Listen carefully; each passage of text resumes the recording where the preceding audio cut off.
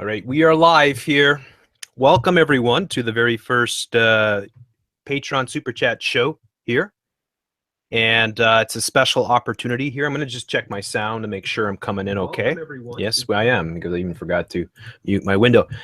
This is an opportunity for all the people that support the show to come on and talk about what they want to talk about, express their opinions on anything that's going on, offer some suggestions or things that they might like me to cover.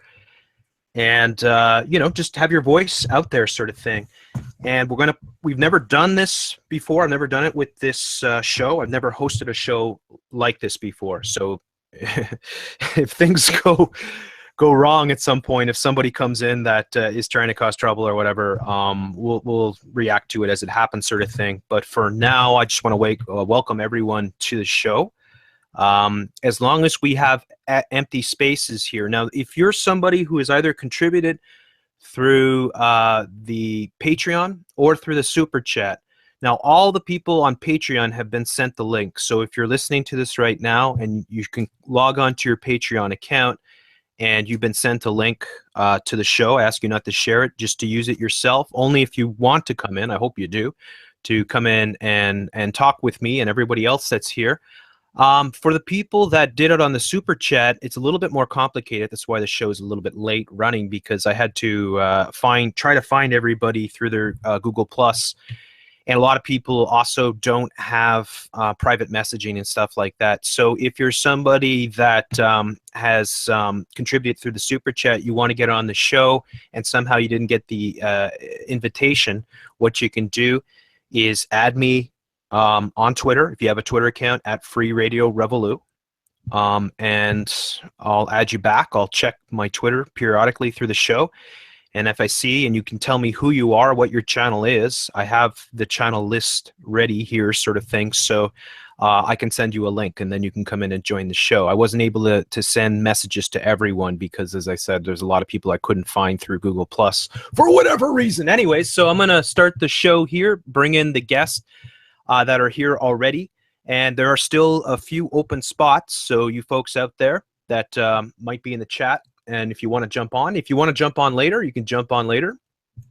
We're going to keep people on as long as there is open spots available. As long as there's at least one spot available, I won't ask anybody to leave, but if it starts to fill up, which I imagine it will at some point, we'll try to rotate people, so people that maybe have had their chance to express themselves and say what they want to say can, leave politely sort of thing, and allow someone else to jump in the show. So with that being said, I'm going to say hello to everybody that is here so far. I hope I get everybody's name right. We've got Tristan.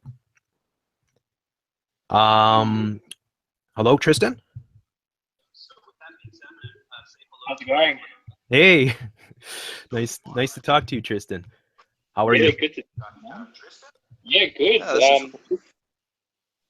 Can you make sure I'm gonna make sure that everybody has the if you have the show playing and you're in the podcast right now, make sure that you mute the podcast in the background so that we don't get the overplay. We have impressive. Is it just impressive? Yeah, impressive Girth. Hello, impressive Girth. How are you? Good. Can you hear me? Yes, I can. Coming in loud and clear. We have Chris Florio. Hi, Chris. How are you? Hey, how's it going? I'm good, man. How are you? I'm doing great. Thank you so much for doing this, Jeff. Oh, hey, it's my pleasure. We have Brianna. Hi, Brianna. Nice to see you. Hey, Jeff. Hi. Welcome to the show. Are you doing well? I am. Thank you for being here. Awesome. And we have the Black Cube mystery. What's the mystery? Of course, we know the Black Cube is Saturn type worship. Black Cube, are you there? Yes, I am. Can you hear me? Yes, I can. How are you doing? Doing well. Greetings from Florida. Awesome. So I'm going to give each and every one of you a chance to have your say, whatever you want to talk about, whatever you'd like to say. If you have suggestions about things that you might like me to cover in the future, or ideas for where we can take the show, please feel free to express yourself if you're concerned about certain things that are going on, or you wanted to voice your opinion on anything of the content. If you have constructive criticism that you would like to add, more than welcome. So maybe we'll start. I think we got a full house now. Welcome, Aaron. Is it Aaron James? Is the D silent? Aaron, can you hear me?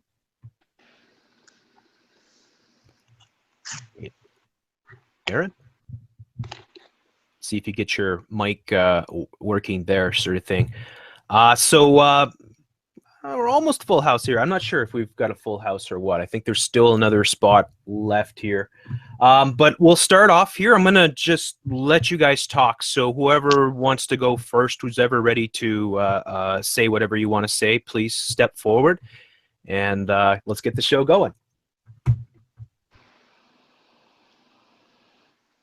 Don't all speak at once. Hey, I really like when you've had guests on your show in the past. If Yeah. you could, I know you're reaching out to people all the time probably, but, Yes, I will, of course, in the future. I mean, I work with a lot of different people. I've worked with so many different people in the past. And definitely going to be looking to, for me, it often depends on the story that we're covering. Like, say, for instance, I'm covering something in Europe.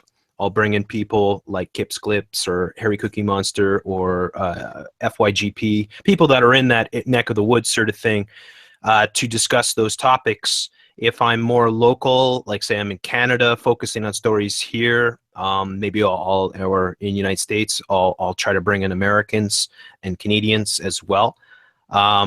But yeah, for sure, I'll try to bring on more people, and depending on what is happening and where it's happening, that's kind of how I roll. So, You ever thought about networking the show? you mean like having it on different platforms at the same time? Actually, more like getting together, you, Titus Frost, because you all do live streams. Why not set up like certain times? That way when you're done, somebody else comes on to their live stream. I mean, the way that go ahead. No, go ahead, please. I mean, the way that InfoWars has set up their rig and how they became so successful is, they're well organized, and that's one of the problems that this truth movement needs. Yeah, and yes, in a way, that's kind of why I picked the 6 p.m. Eastern time slot, because I do have friends that tend to go earlier. So, for instance, I bopped into Kips Clips there before and listened in for about 20 minutes while I was eating my dinner, sort of thing. And I know that they usually go earlier because it's late there in Great Britain and Scotland. I don't know exactly where they are, but that time zone is a bit later. So I don't want to run up against people that are going at the same time. But I know Titus, and he's a good friend and a really good podcaster, and I know that he works full time. So I think he's got a young baby daughter. So he's more for his case, it's more that he's pretty occupied throughout the week. So I think he's someone that's more looking to podcast on the weekends. But yeah, I mean, we've kind of had this before, way back when we're doing We'll Do It Live, where we would have the main show and then there'd be a bunch of shows that would follow, sort of thing. Yeah, I guess maybe, I mean, this show now, the show that I'm doing, even though it's been called The Bigger Picture for a long time, the format that I'm doing now is relatively new. It's only, like a couple weeks that I've been doing it 5 days a week, sort of thing. So I guess we're in the early stages of how this is going to work, but we're definitely going to look to try to work with other channels and perhaps create something like you're referring to. All right. So anybody else? Chris, Carl, Black Mystery Cube, Brianna, Tristan, any of you want to say anything? Make comments? Hey, Chad. Hey there. Jeff, so have you heard anything from Press Reset Earth? I'm somewhat concerned about Tom. Yes. Yes, I have. Press Reset is a very good friend of mine, so I was very concerned about him. I reached out to him on Skype, and he did message me back. And he's taking an extended leave. He's not sure if he'll be back, and I can't really elaborate to why he's taken this extended leave. It's possible that he maybe is seeing the illusion of the alternative media. I don't know, but he is doing well. So that's what the most important thing is. And we like to see him come back, of course, and I'd love to have him on the show. But you know, sometimes I think that people that have done this for a while understand the fatigue and the, you know, how emotional it can get at times, and you know, sometimes that can be a bit overwhelming. So, and it's also, hey, look, it's, you know, finally we're getting nice weather. It's, I mean, at least here in this part of the world, it's been awful spring so far. So the weather's getting nice. He's down on the East Coast, so maybe he's going to really enjoy his summer and get himself recharged, because we'd love to see him back, of course. Geoengineering has such lovely weather. Yes, boy, oh boy, if that's what's to blame for our awful spring, which, I mean, honestly, I don't think I can ever recall a spring where we're like May 12th here, and you know, okay, the leaves are coming out barely. Most people haven't even put up flowers yet. Usually the safe day here in Montreal for putting up flowers is May the 1st. So we're at least 2 weeks behind, and we've only had, I'd say, 2 days so far that have gone above, say, 18 or 20 degrees Celsius, that is. I know Americans use Fahrenheit, so that's, I don't know what that is Fahrenheit, but 70 or something like that. But yeah, it's been really, really bad weather. So much for the global warming. It certainly isn't happening up here. Yeah, Well, that's show why that they hang keep changing. Oh, sorry. Sorry, please go ahead. I was going to say I'm actually a fellow Montrealer, Jeff. Not living in Montreal anymore, but that's where I'm from. For the first time, I spent our terrible Canadian winter abroad, Right. because I'm sick of it. And I was in Southeast Asia for 3.5 months over the winter, and that was fantastic. Southeast Asia. Wow. Do you Yeah. want to be more specific where where you were, or do you want to keep that? Yeah, secret? I was. I had signed up for like a martial arts program in Thailand, and I was very excited about it. And it didn't exactly work out the way I wanted, so I ended up leaving after about a month and traveling through Vietnam, Malaysia, and then got up to Taiwan. But basically, it was in the tropics, and it was the best winter I've ever had. I don't doubt it. That's amazing. So Thailand, Vietnam, Southeast Asia. I mean, the weather must have been a complete. I mean, would it be summer there at that time? No, it's. I mean, it's still north of the equator, so okay. it's Right. technically the same season. But I mean, it's like I got down to Singapore, which is almost right at the equator, and then Hong Kong and Taiwan are pretty much at the tropic line. So it was all tropical weather. So it was, in fact, if anything, it was too hot, actually. Sometimes I ended up spending my time inside because it was too hot, not too cold. Well, it's funny because here in Canada, I was talking to Lee Stewie about this a couple of weeks ago. She was saying how she was at work and it was like the first hot day, and it wasn't even really hot. It was like 25 degrees or something, and people were coming in complaining, "Oh my God, it's so hot!" It's like, what are you complaining for? Are you kidding? I mean, look at the weather that we've had. Here it's quite dramatic because it's so cold throughout the winters, and the winters are pretty long, and we've had terrible springs lately, so that once it starts to get nice, it's like everybody goes outside. It's like everywhere you go, there's people. So I think Montrealers, you know exactly what I'm talking about. We don't take our summers for granted because we right. know what winter winter is coming, sort of thing. So Jeff, I'm in Maine, so same boat here. you're in Maine? Oh wow, I love Maine. By the way, it's beautiful. That just got me thinking. Do flat earthers believe in an equator? That's a good question. I don't know. I wouldn't know. Hey, can you hear me? Yes. Go ahead, Tristan. Excellent. Yeah, so I've been listening to you for probably, I reckon, like 3, maybe 4 years since you were covering. I saw you on the Sandy Hook documentary. Mm-hmm. Because I started listening to like Alex Jones like probably 10, 11 years ago, and then he's just gone downhill like over the years, just completely showing himself for the controlled opposition that he is. Mm-hmm. And it's just over here in Australia, there is just a complete lack of any sort of legitimate news or any sort of like alternative media that's legit at all. I mean, you've seen that with, I guess, the Australian shills that you've had come after you. Yeah.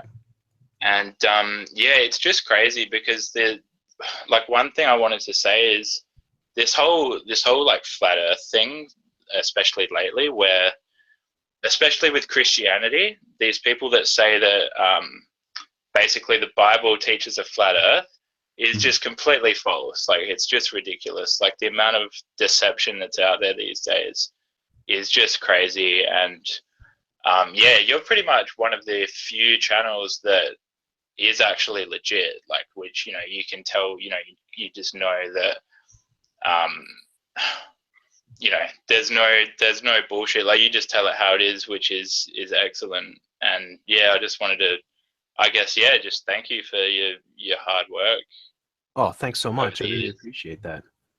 I mean, it's unfortunate. Like, I honestly, I have to say this, and I said it many times before, but if it would be nice if I think there are good people in the alternative media. I often refer to people like James Corbett. I think that people that stick to certain topics and don't get themselves affiliated with these operations like InfoWars or like the rebel media, which are now invading Australia, which is a scary thought because they're going to be perfectly set up there. Thank you, Rocky. By the way, Rocky, you've got an invite. I sent it to you on the Google Hangout. I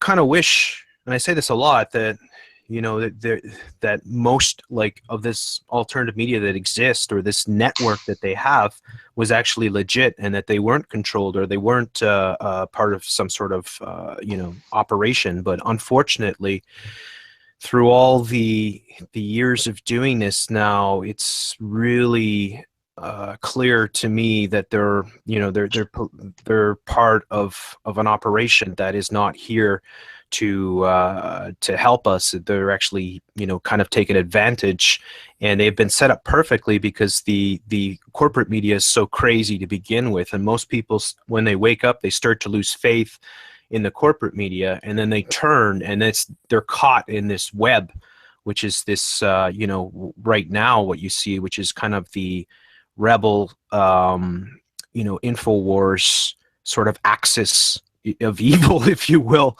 who really seem like they're all totally networked together, and that they're unfortunately not to be trusted. So that's why I want to be able to do this more, obviously, because I think it's pretty important. We've got a bunch of other people that have jumped in. I think that's is that Bruce Flying Ryan? Yeah, it's Bruce. Hey, Bruce, I recognize your avatar. How are you doing, man? Yeah, I'm doing good. Yeah, I changed my name to something sillier because I didn't want my real name out. So That's always wise. yeah, I kind of thought because I started making videos myself, so I was like, well, try to make myself a little more incognito, whatever. Yeah. So, but thanks a lot for all the content. Like I've been listening since the Sandy Hook stuff, Mhm. and I think like obviously like you're probably the only person I still listen to, except for maybe a couple others, because like you do like call out the BS when you.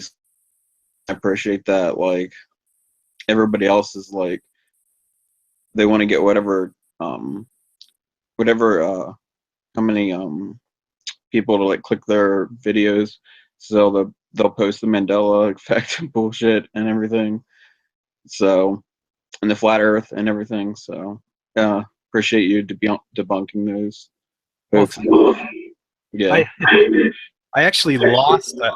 This is a real fact on New World Agenda. I lost anywhere from 16 to 20 something thousand subscribers when I was exposed. So like Right. for the longest time, my subs would go down by 100, 200 a day sort of thing while I was exposing Oh yeah. the whole operation.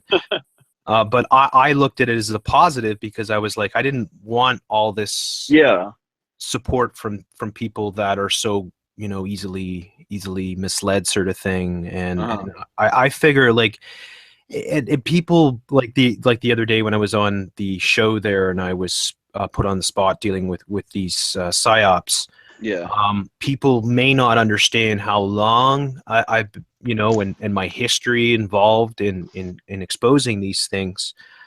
So they might hear me for the first time and say, well, this guy doesn't know what he's talking about. He's he's full of crap and all that. But really, yeah, I've kind of exposed those for quite some time, and they're very damaging because you can see how they're used, and it manifests in the corporate media. And whenever they refer now to 9/11 truthers, they often throw the flat Earth label in with it. Yeah. You can see what the function of that is. So yeah, but You should have seen the comments. yeah, is that Black Cube? Yeah. How are you I doing? was about to say the comments on that video that you were interviewed in were brutal. Well, yeah, and I imagine a lot of them are astroturfed and not real people, or they're the same person doing a lot of different accounts. But here's my thing, most of those flat earthers claim that the Bible helps support them. But the weird part is, if you look at the Bible, it says God hangs the earth upon nothing, which really exactly. Yeah, well, when I was when I was dealing with that shill, he was saying, "What holds it up? It's ridiculous." Well, what holds up the flat Earth? Is it a turtle? Yeah. I mean, it's a total distraction. It serves many purposes, and from my perspective, knowing the characters who are behind it and their history is extremely important. So people say, "Well, I learned about the flat Earth from Matt Boyland or Matt Powerland or whatever he's calling himself these days, or from Eric Dubé or Mark Sargent or Patricia Steer." I mean, you basically have gone and learned something from people who are complete and utter con artists. And so you don't understand where you're getting your information from, and you don't understand how they misrepresent everything that they push. So, but I think though that we have to just try to push ourselves. I mean, I'm saying for myself, I try not to, like, I didn't want to engage in it again. I got dragged into it kind of, but it's no big deal. You just, you deal with that and you move on. The comments don't bother me at all. Neither do all the videos that would go up attacking me and stuff like that, because I know that I'm right, and I know that these people are frauds. So, Absolutely. It just ticks me off, though, that they're trying to mislead a bunch of Christians, Because if you look back far enough for the flat Earth, where they claim the domed Earth, that's actually a Gnostic belief, not a Christian belief. Yeah, exactly. I mean, it's And the reason why they use the Christian element is clear, because they know that I have estimated. I don't know if I'm right on this, but I think it'd probably be close in the numbers, where it'd be about 70 to 75% of the truther realm is Christian.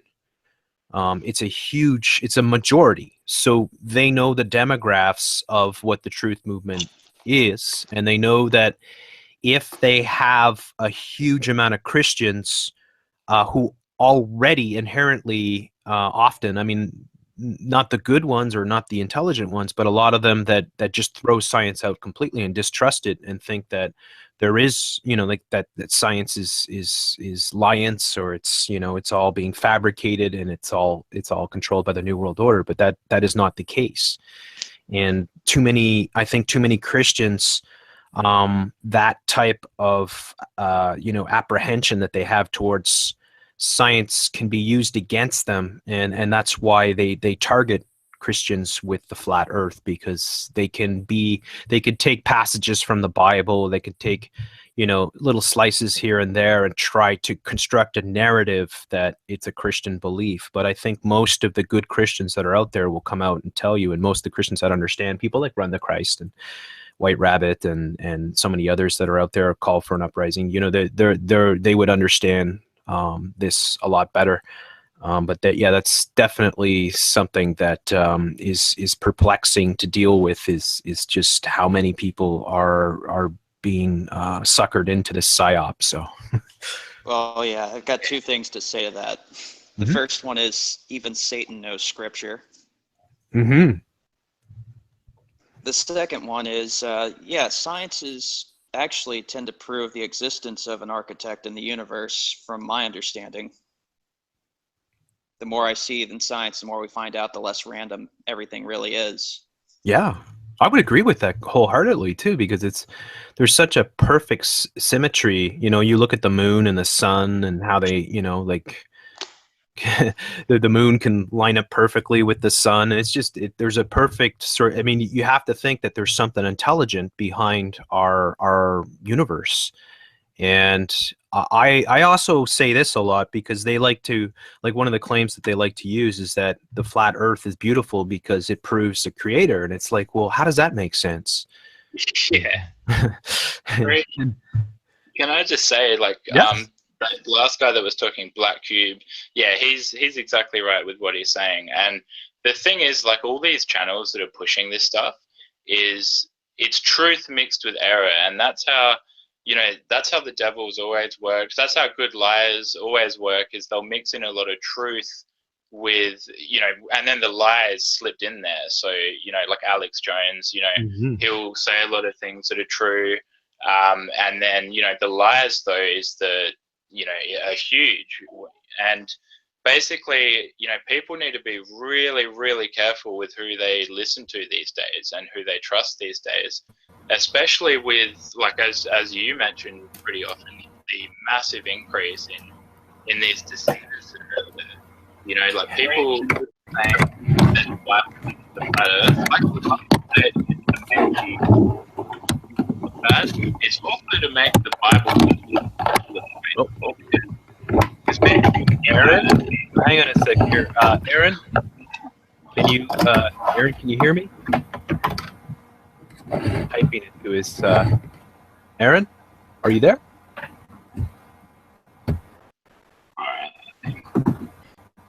Aaron, can you hear me? Yeah, I don't know what's going on with Aaron here. If he's got his microphone, I was sorry to cut you off there, because I couldn't hear anything that you were saying, because there was a lot of noise coming in. That's all right. Yeah. I was just saying, basically, the whole thing with them making the truth movement look bad is also to make the Bible look foolish, where people will then hear, oh, you believe in the Bible, so you believe in the flat earth then, because the Bible talks about a flat earth, when it's just that's a complete lie. So it's obviously an operation, like, it's obviously been planted there, people purposely putting that out. Like, there are obviously people that innocently fall into it and are just misled by this stuff, but with what you say, like it has to be completely engineered, for sure. Yeah, and it's always yeah, really good absolutely. to make to point out how they mix truth with lies, and that's how they often honeypot people, is people will show up for that truth that they're they have an appetite for, and then they'll get taken down the bullshit hole. And so yeah, and that's unfortunately what has happened. I think that from my perspective of doing this for over 5 years, I saw where a lot of these psyops came from. So I got a lot better at recognizing how they unleash these psyops, how they work, to the point now where I can really see them clearly. And I can see, like, I think the flat earth is pretty fascinating too, because of how mainstream it is and how many mainstream players are involved. You got Alex Jones, you've got AMTV, and then you've got big time, you've got Joe Rogan, Eddie Bravo. You've got the basketball players, people like Shaquille O'Neal, B.O.B., the rappers, Freemason, Sorry, go ahead. Freemason, Shaquille O'Neal. Sorry. Exactly. Yeah, and that's important to say to folks, because there's a reason why these people are pushing this stuff out there. It is indeed a psyop, and it's a big psyop. And I even said this in myself and Press Reset Earth a couple years back when we were doing shows on it.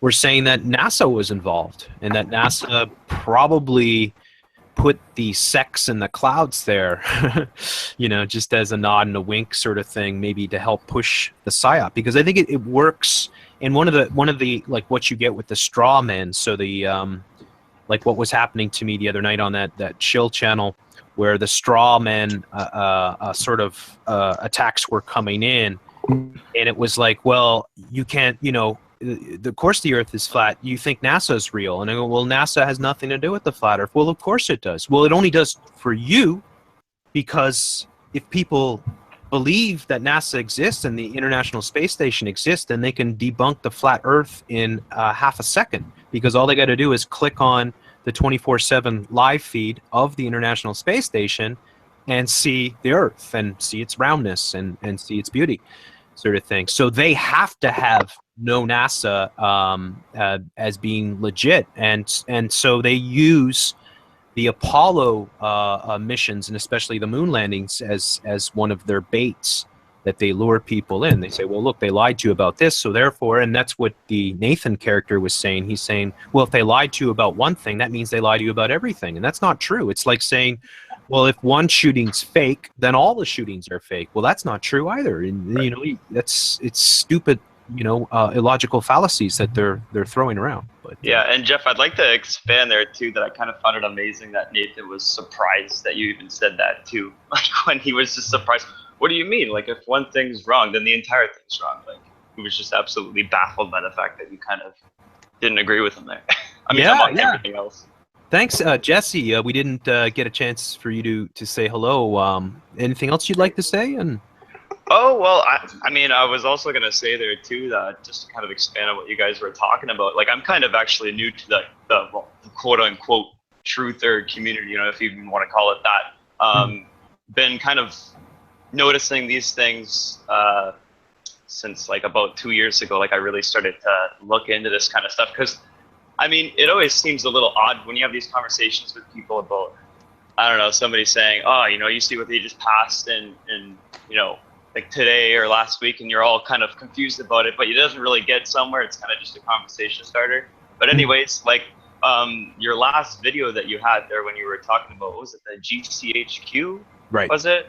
Yeah. Yeah, when they had that one slide that said that people appeal to emotion more than like rational thought, like they tend to do that. And it kind of just really reflected on me too, because something would happen significantly, like the election there, when there was Bernie Sanders being cheated by Hillary Clinton. That was the first time I kind of really thought to myself, like did that just fucking happen? Like, are you kidding me? Like, especially when it was blatantly tilted in Clinton's favor, obviously, considering she's been raising money for years before the election even took place.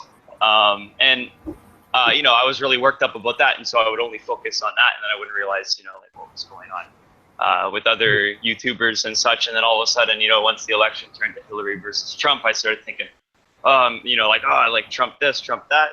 And, you know, you go to the Jonestowns and all that kind of stuff. They're giving you all the kind of stuff you're looking for to, you know, feel your, I guess, I don't know, angst, say, towards, I mean, in this case, Clinton, right?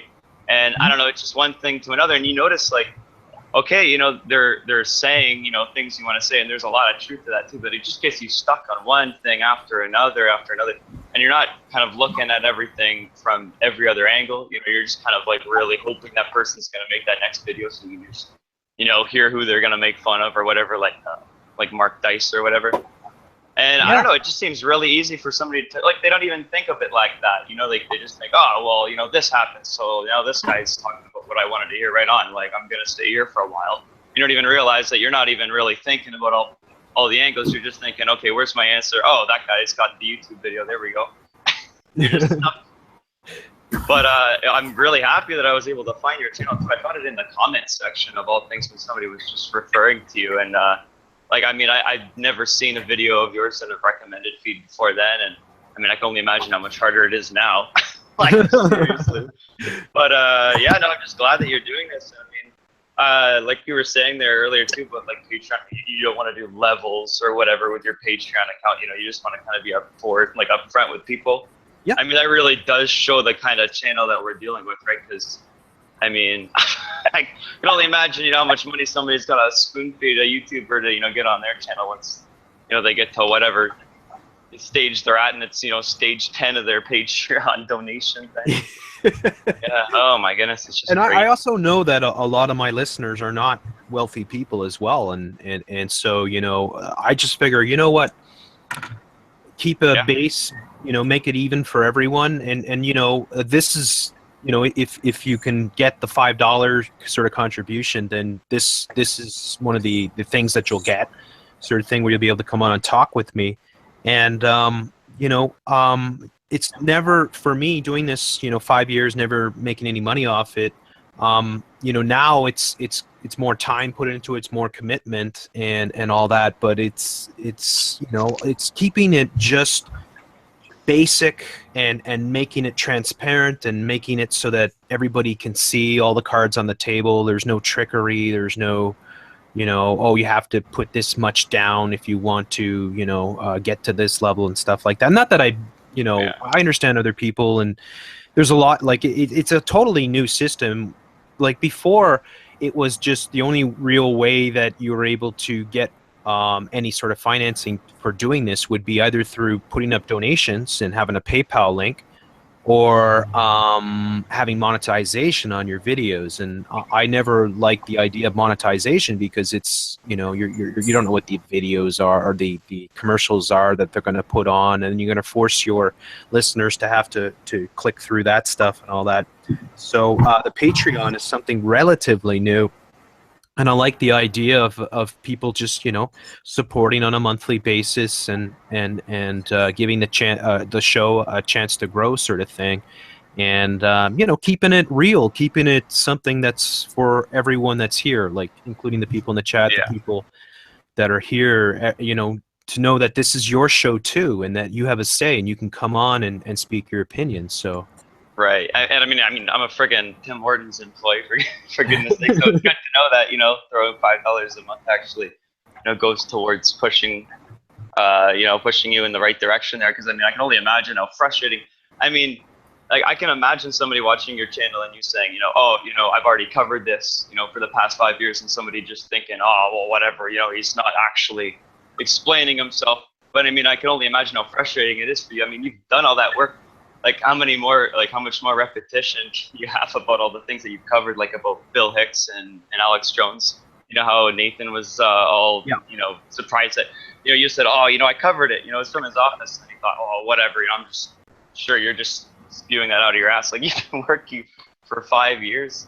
And I'll find it funny too, like 2 months ago too, like Alex Jones, when you said, oh, you know, oh, the ad blocker, you know, they got me. And, you know, I think we're going to have to start taking donations now, too, with our store. You know, I never wanted to do donations before in my life, but here you go, guys. You know, we're really, I don't know, just reminded me of that there, too. But, I mean, I don't know. Yeah, absolutely. It's, it's something to behold. And I just want to make sure. Aaron, are you coming in now? Have you got your mic ready? Can you hear me? Yes, I can. How are you doing? Can you hear me? Yes, Aaron. Can you hear me? Right on. Yeah, I can hear you now. Awesome. How are you doing? All right, Matt. How about you? I'm great. I'm great. Would you like to add your voice to anything that we've been discussing, or is there anything that you want to talk about? Yeah, actually, I got some Agenda 21 stuff. Oh, go ahead, please. I live in a small town here in Washington State, Mhm. and they already are starting to build 5 new apartment complexes, building a bus station now. So people here to ride bikes instead of cars. Yeah. It's all happening. Like what's going to happen, I think, really soon is there's a huge initiative to make driverless cars. So that's something that they're bringing in. And if you look at some of the propaganda that has been released with Agenda 2030, Agenda 21, some of the major things that they're going to condition people to do. I mean, of course, everything's sustainable development. So there will be. It's not that everything's going to be horrible that we get, but we're basically going to be all put into massive cities. They're going to clear people out of rural areas, and they're going to take control of all forms of production. This is the greatest endeavor in the history of humanity. There's nothing even remotely close to it, and most people don't even know that this is going on. So you can see. I agree. Yeah, go ahead. What else are you seeing there? I mean, is there other things that you're seeing with Washington State? Not so much really here in my town, other than the apartment complexes being built and the bus station. Everything seems to be okay. Yeah. Go ahead. Sustainability means no escape. Yes, it means That's the idea. Go ahead. No, they want you to be completely reliable, or not reliable, but reliant on their system. So they want you to, they want sustainable development, which they'll sell to you. But that really means taking away your rights to live your life freely and where you want to live, sort of thing. Well, they don't want travel either. Yes. Toronto's coming to a town near you. Yes. Well, Toronto just keeps getting bigger. Pretty soon it will be in Montreal. Yeah. I'm in Northern Ontario. Like, it's gonna suck me up soon. or they'll just it's amazing how they're able to do it. And one of the areas that if you're Canadian and you could look at as an example is Newfoundland, because some of the industries have collapsed, like the cod fishing industry, but like Newfoundland was traditionally just fishing villages. The island of Newfoundland, this massive island with all these little fishing villages that dot. I mean, there's not even roads to most of these towns, but a lot of these people are being bought out of their towns. Like, they're shutting down these little communities that have existed sometimes for hundreds of years, and they're bringing these people into St. John's and stuff like that. So yeah, it's happening, and it's to me, it's one of the biggest and most scary things is about trying to prevent people from enjoying the wildlife, or from living outside of a city and stuff like that. And there's all creative ways that they're conditioning people into this, like highways. Yeah. Yeah, I know a few places there that just pretty much had to change their entire like economic direction, because the Highway 7 there in Ontario just avoids, I think, like at least 13 towns that I know between North Bay and Barrie, and that's not even like a 4-hour stretch. Wow. Yeah. So, yeah, and then that's how you do it. I mean, and then people follow the jobs.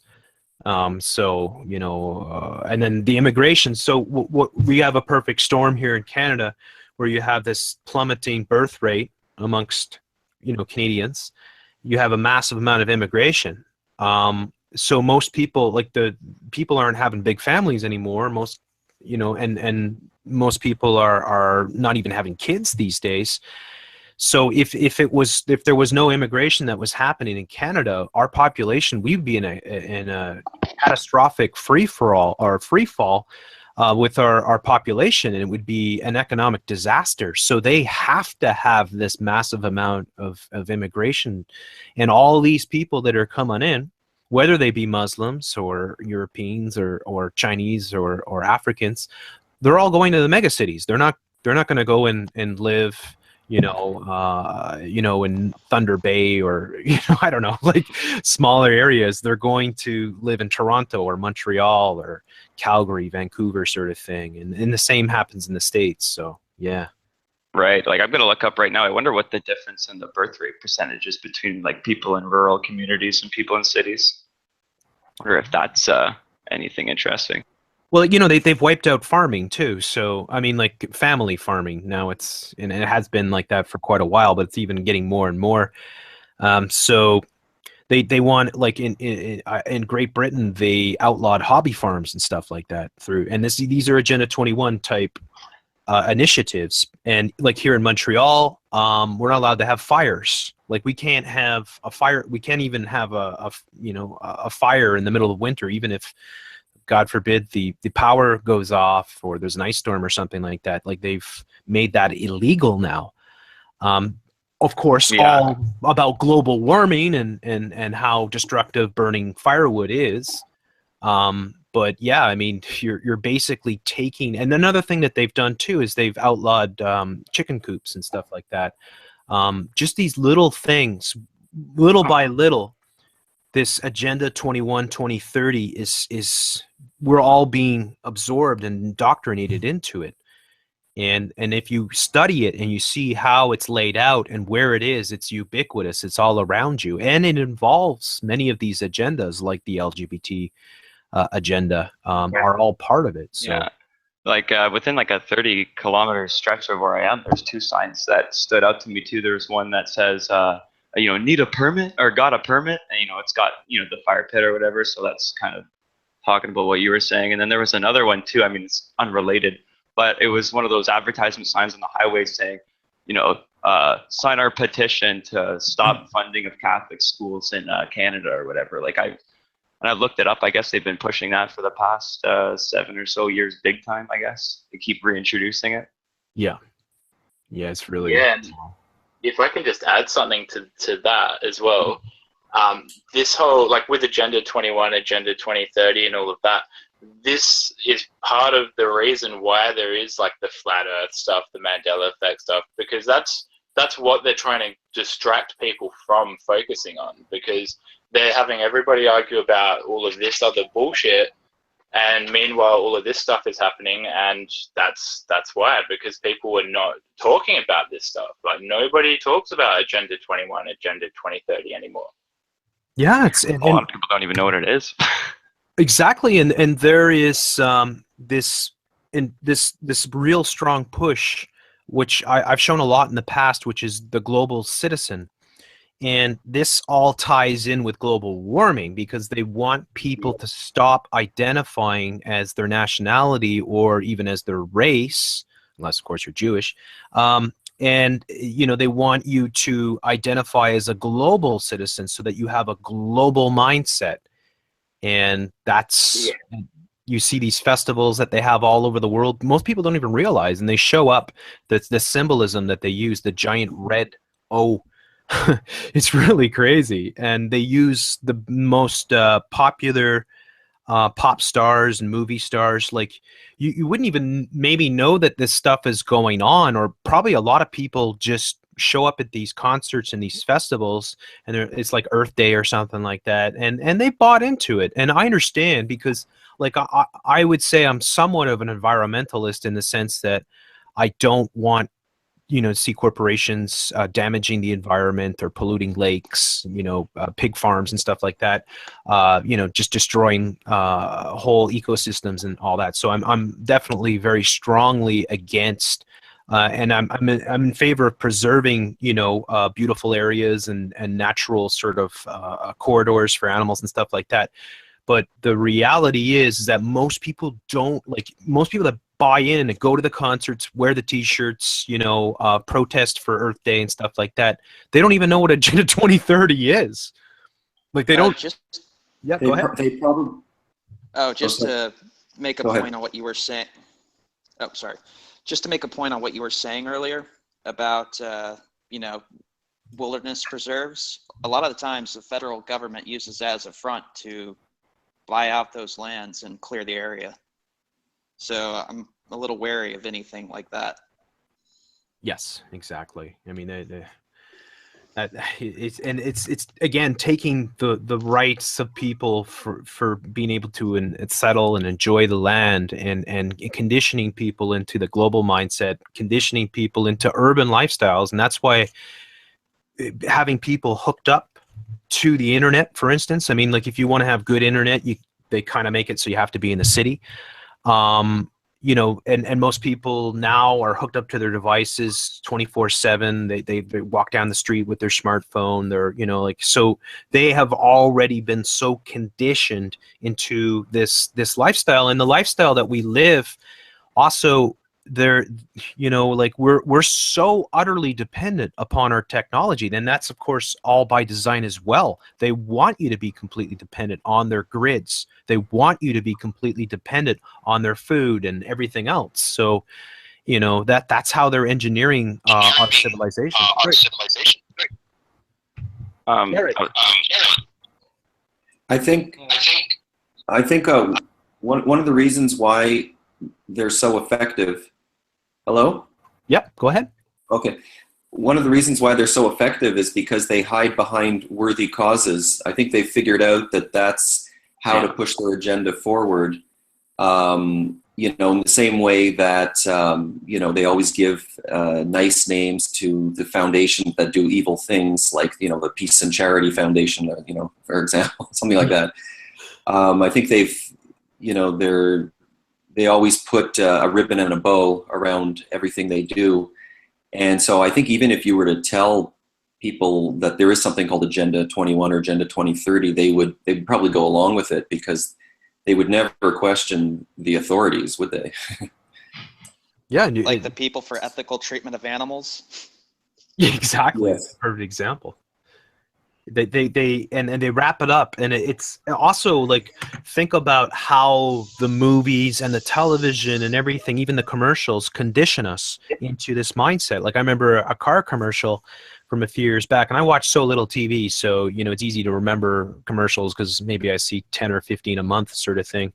But I'm sure maybe some of you have seen this one, and I think it was a car commercial, and it was a polar bear that was walking through. Like it was walking on this journey, but it was walking along highways, and then it eventually walked into a suburban sort of neighborhood, and then it walked up to this guy that was about to get into his car and gave him a big bear hug. And it was a pretty good commercial, pretty creative, because everybody's like fixated. Look at that beautiful animal. Where is it going? Why is it in the middle of the city, sort of thing? And then the message, of course, of the commercial was, thank you for buying this car, because it was like a hybrid car or something like that, because you're saving the polar bears. So the media, the movies, the television, all these things are planting, and especially with children, what I've shown in the past is, like here in Canada, for instance, most adults have no idea about Agenda 2030-21. No idea. But their children go to school and they get these booklets saying, here's Agenda 21, here's your guide to Agenda 21. And it's got, like animals, forest animals, hugging trees and stuff like that. So the kids buy into it because the kids love nature and animals and stuff like that. So they're not even worrying about the older generations. They're going for the kids, and then they're indoctrinating them into this global sort of, Al Gore, type mindset. And yeah. Jeff? Yep. Speaking of indoctrination, oh, go ahead. Okay, yeah. So this is, you bring up a point that has got me wondering, what is Canada and the West basically going to look like in 10, 20 years when these people enter the workforce and they, start to become employees and managers and, start to run the country. What's it going to be like for the older people who weren't brainwashed, so the question I've been asking myself is there a geographical solution to this problem? And that was one of the reasons why I went to Asia in the winter, was to see, what are things like over there. So I'm just wondering your thoughts on, I'll just give you an example. For example, you were talking about fires being illegal and chicken coops and things. People were setting fires in the streets to burn, the things at the end of the day with their business. I saw chickens running around in the streets. This brings up another point, which is that I think the elites tend to tailor make the attack, or they tailor make their plans for the part of the world and the people that live there. Like, I think liberal causes, I think we're all suckers for, and I think you're seeing this in Europe and I think, but Asian people, they may tailor make something for them that goes along with their culture and their values. So, but I wanted to ask you just about that point about geographical solutions to what's happening, or Yeah, I think that first off, you're totally right. Unless, of course, an area has been Americanized, sort of like Mexico is becoming much more Americanized. So you're getting, like, what you're getting in Mexico, for instance, is now all of a sudden you have massive amounts of obesity. Well, it's because the American sort of fast food culture has sprung up and taken hold. And so people are, indulging themselves in what we know is already toxic sort of lifestyles. So yeah, and they will. You're 100% right. Like, if it's India, for instance, they're going to use Bollywood stars and they're going to present their agendas in they may be similar agendas, but they're different regions, so they have different solutions for those regions. When you have a place like India that's so heavily overpopulated, they have to come up with a different strategy on how to bring these things about. But yeah, your question though, what was it that you wanted to know, like, about the solutions? Are you talking about the solutions that the elites and Agenda 21 are going to present, or the solutions that we might be able to have in order to combat it? Yeah, like, to me, it's like you can see a speeding car coming towards you, and every time you turn away and look back, the car is still coming towards you. So once you see the trajectory, once you see that you probably it's going to just keep coming, at a certain point you think, maybe I should just get out of the way. And one of the ways to do that would be to move somewhere else. And what I've been wondering is, I've heard some other podcasters make the point that the New World Order is not going to reach all places at the same time. And that's, I travel around a lot just to kind of answer that question: how far advanced are their plans everywhere I go? And it just seems like in Asia it's not quite as advanced, although Vietnam, for example, is a communist country, so you could say, well, they probably got to them earlier than here. But so yeah, no, it's the question that I have is, where can I go to keep my freedom, once I see that the fence is kind of closing in here? Yeah, that's a really good question. Sorry, go ahead. Black, did you want to say something? I was going to say, to his point, I think it's a matter of whether you're going to stand up for yourself or not. That's what it really boils down to.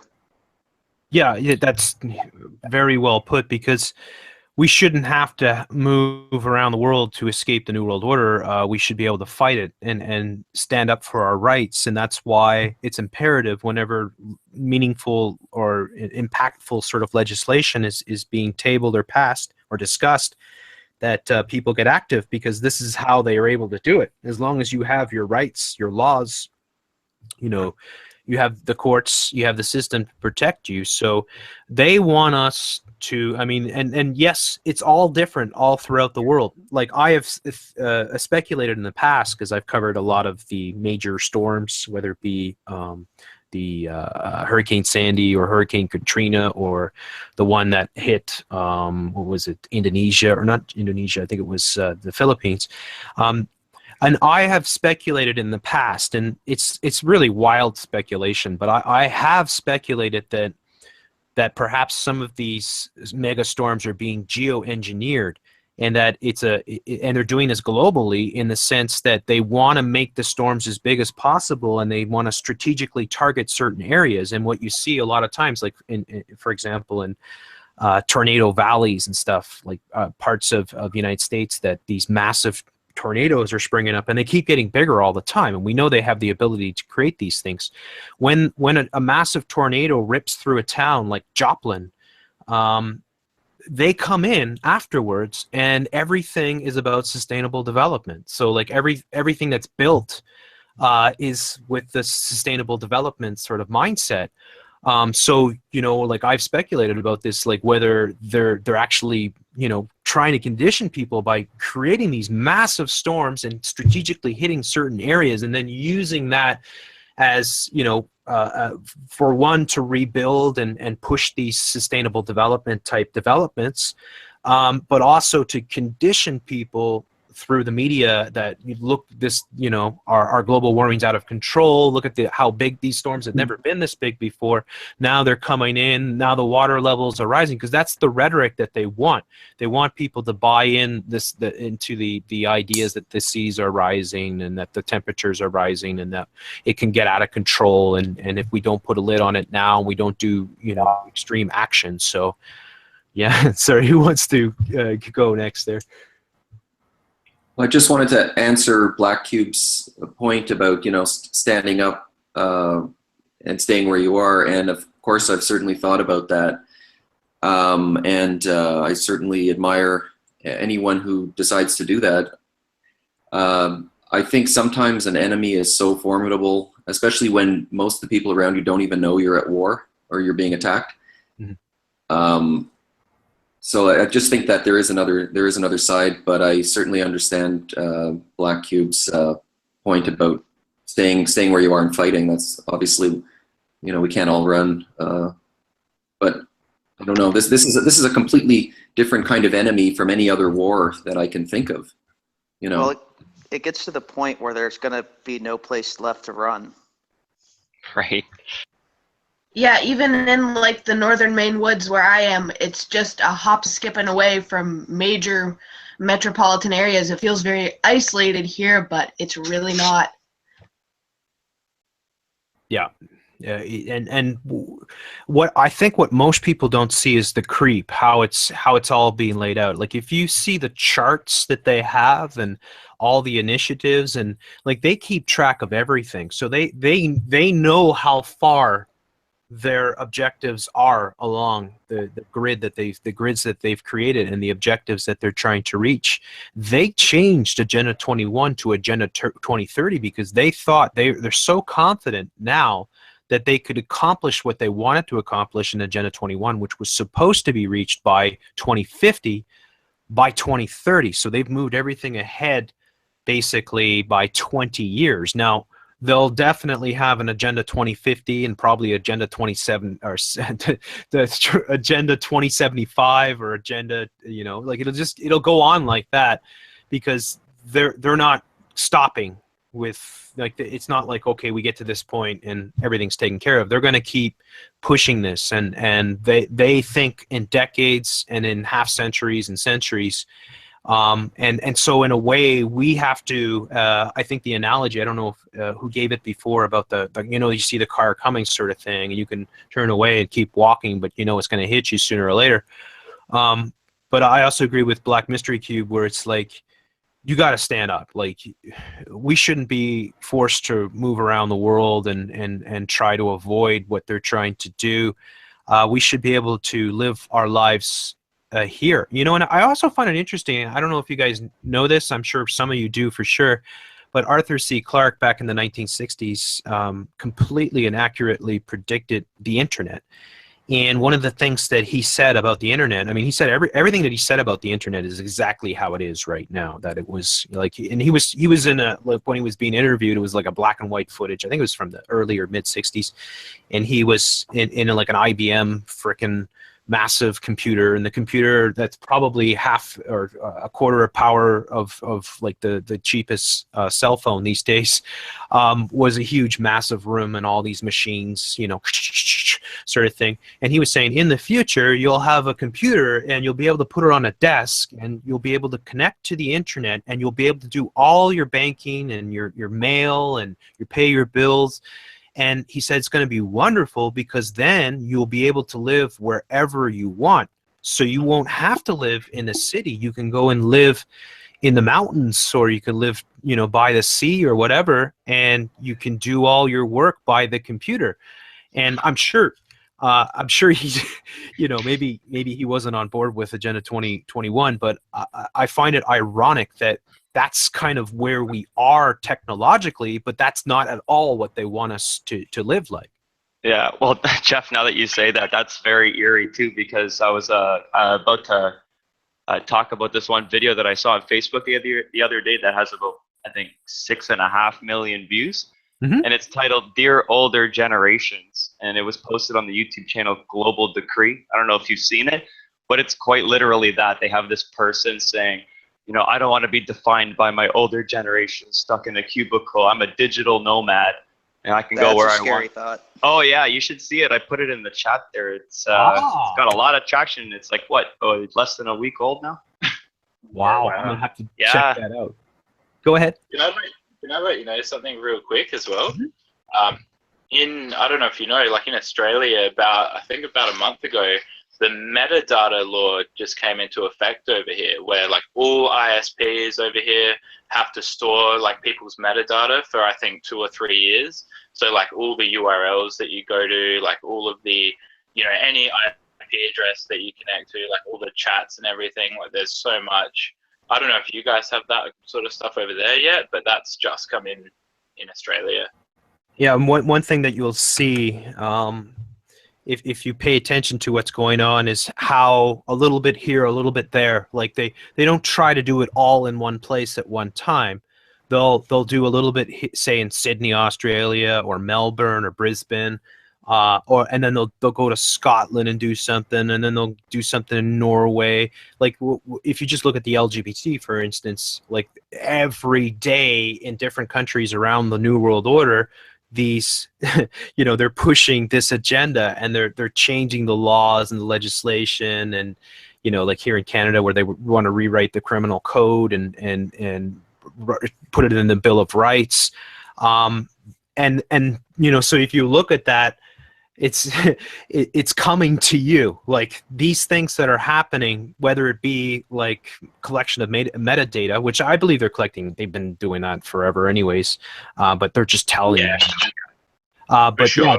Yeah, that's definitely, they want you to, and I speculate too that a lot of you know, the Snowden and all that was leaked on purpose, so that they could condition people to this mindset that, you know what, you're in a global surveillance, you just get used to it, you don't have privacy anymore, sort of thing. Nobody even cared about any of that stuff. Like all the Snowden leaks, like no one even cares at all. It's just crazy. It's called externalizing the hierarchy. Yes, exactly.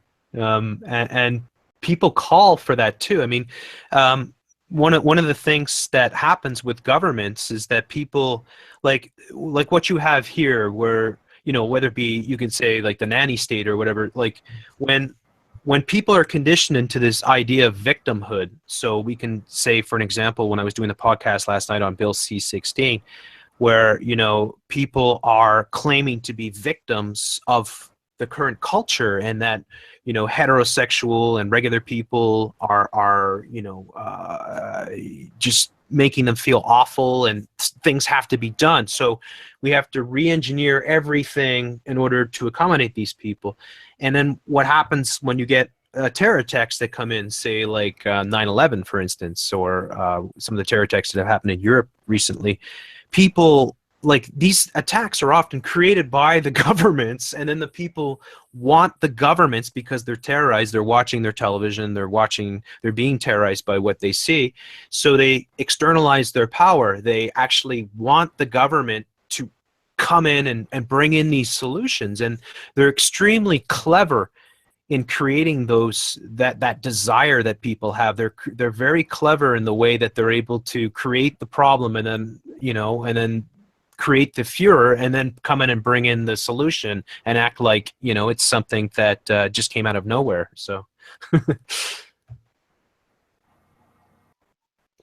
and yeah, with that being said, I just want to stop here for a second, folks, and say to the folks that are here with me now, we have a full group here. I don't know if some of you guys might want to. I'm not sure if we've heard from everybody. Lee, did we hear from you, Lee? I don't know if I got a chance to hear from Lee. If Lee is there, yeah. Hi. Hi there, Lee. How are you? Good. How are you? I'm good. I'm good. Do you have anything you'd like to add or say or anything at all? No, not really. I've just been following you for a while. I'm actually Canadian, but I'm now a naturalized American citizen living in Florida. So I've really got to see both sides, I guess. But I've been waking up to everything that's been going on for quite a while now. And yeah, it's just nice to have other people who feel the same way. It's good to know that you're not alone in a lot of what you're seeing online and on the news and everywhere. So yeah. Yeah, for sure. We all, have to understand that, it's partially our duty to try to inform people about this. And, I want to say this too. I mean, I understand that there are problems that we face moving forward as a planet, as a species.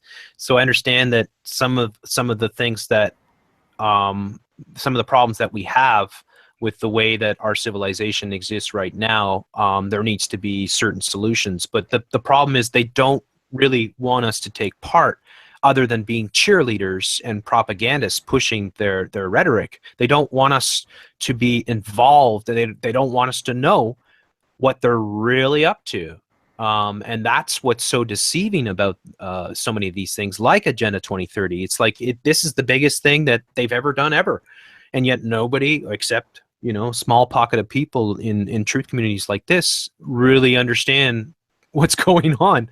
And we're trying to inform people and say, look, they're radically, shifting humanity in a completely different direction. And they're not telling you about this. And they don't want your input. They don't want you to examine the facts. They don't want you to take a microscope to what they're doing, because that would reveal their deception. So yeah, it can be a bit overwhelming. And I like to remind people out there, everybody that's listening, if you ever feel overwhelmed and depressed or down about this type of information and the fact that you feel powerless and stuff like that, it's always good to just detach yourself or detox yourself, take a nice break, go outside in nature. Don't let this stuff drag you down, because it can. And I know I've been in that situation a lot of times. People are asking about Press Reset Earth earlier, and that might be a situation with him. I know other people in the truth movement also that have stepped out or have taken an extended leave of absence because it really wears on them, everything that's going on. So always remind yourselves, folks, that first of all, you're not alone. There's a lot of us, or there's at least a significant portion of us who are aware of some of the manipulations that are happening. We're trying to do something about it, even if it's just getting together and talking about it and trying to come up with individual solutions. But don't allow yourself to be brought down too much by this. And yeah, with that being said, I want to see, I want to give other people a chance to come into the chat. So I'm going to ask the folks here. In that case, I'm going to tap out. Yeah, I'll do the same. Yeah, I mean, and if you guys drop out and there's still empty spaces, say in 5 minutes, please come back on. I just want to give a chance for other folks to come in and take part in the discussion. And we've had an amazing discussion here. It's been flying by. We're already 20 minutes after 7 o'clock, so we've been on for over an hour here. So yeah, I'd like to just give other people an opportunity. I wish we had unlimited amount of places, but we only have 10 here, including myself, and obviously I can't leave the show. So, Here So comes I wanna- another 4-hour-long I'll get video. a Right? limelight. All right, I'm gonna hop out too. thank you so much. It's so nice to talk with you guys. You guys are really amazing. Jeff. Yep. Is there a way we can listen if we drop out? How do Yes. how do we listen? Okay. The show actually right now, there's almost 150 people watching. So this It's just on the YouTube channel.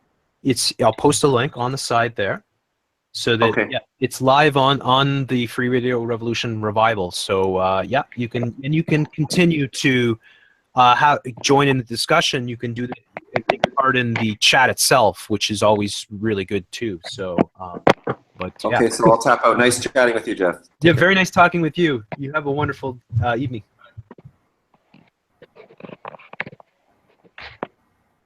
So we've got Crystal. Is that Crystal Dolan? Yes, it is. Hi there, Crystal. Nice to Hi. hear your voice. I don't really have any questions today. I just wanted to call and say thank you for all the work that you've done. This is absolutely my favorite channel, and I've learned a ton of stuff from you. Oh, thank you so much. I recognized you right away because I know that I think it's on Twitter where you're messaging me quite often with some really good information. And that's what, like, I mean, to me, what's awesome about doing this show is that the audience and the people that take part in the chats and the people that are here now are a really huge part of this and are constantly helping me get through and find information and stay on top of things. So it really is a collaborative sort of thing to do this, and it's great to have people like yourself, Crystal, and the other people here that are constantly reaching me with really important information and tidbits that I can throw into podcast and all that. So Yeah, I really do appreciate, you taking the time to go through the stuff that, everybody sends you. There's not anybody really on YouTube that we can trust anymore. yeah, Just that- it's kind of sad. I'm almost like that too. I mean, I look at the people that listen to the show and the people that partake and some of the people, and obviously a bunch of the people that I work with that you'll see that I bring on the podcast and stuff, and they're great. But you're right. I mean, when it comes to the truth movement, it's hard to put too much trust in a lot of these characters, a lot of the established characters, because they just seem to be all part, or a lot of them just seem to be part of the same sort of deception, and they just seem to be wearing different colors, Yeah, exactly. So- One question real quick. If YouTube does shut the channel down again, do you have another platform that you're thinking about using? Well, I'm going to look into Minds. I think I'll start an account there soon. I know a lot of people are going there. I've also had a lot of offers to do radio shows, which I'm interested too, but I think people know that I have a pretty foul mouth at times, so I'd have to put the heavy censorship on. True passion coming out though. I love it. Yeah. And that's what I like about doing it like this, is that I don't hold back. And I let it go. And I've been doing that ever since I've been doing this sort of thing. So it's not an act at all. It's just that's like, I feel it's important to, if you're really upset about something, to let that emotion flow out and use it, channel it, and try to use that to help raise awareness about what's going on. But yeah, I am always looking for alternatives. And I do have a lot of people constantly contacting me with different platforms and opportunities. So perhaps we will at some point, make a change or dramatic change. But I like what I like now about at least this, even though I keep losing my channels, is that most of the audience are on YouTube, and most of them do have YouTube accounts. So you kind of go where your audience is. So for now, that's why I'm still sticking to this. But with all the censorship, I know it's just a matter of time before shows like this will not be welcomed at all on YouTube. So we'll have to deal with that when it comes. But yeah, we are constantly looking to see what other options there are, sort of thing.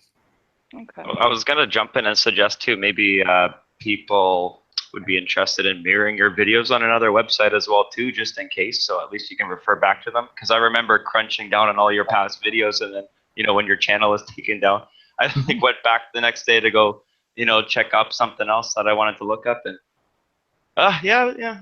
Well, I mean, I can only imagine how rough a day it was for you, but yeah. Yeah, unfortunately, I'm kind of getting used to it now.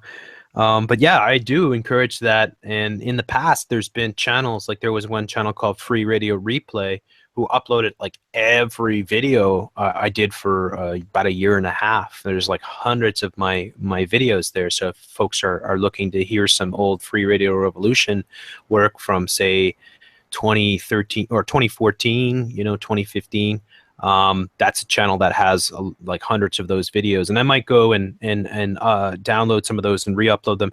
I kind of like the way I look at it with all the videos that have come down. I know there's a lot of good ones that I would definitely want to be back up, but I always feel like you kind of have to reevaluate your work because things are always changing. So maybe whatever you put out at a certain time may not be as factually correct at this point in time. So it might be better just to re-engage in the subject and try to tackle it again and see whatever new angles have come up rather than rehash something that's a couple of years old that might be a little bit outdated. But nonetheless, yeah, the censorship is quite severe, and it's something that we obviously have to deal with. And with that being said, too, if you're somebody that is part of the Patreon, or you have contributed in the super chat, check your invite. If it's Patreon that you contributed to, go to your Patreon account, because right now we do have some open spots.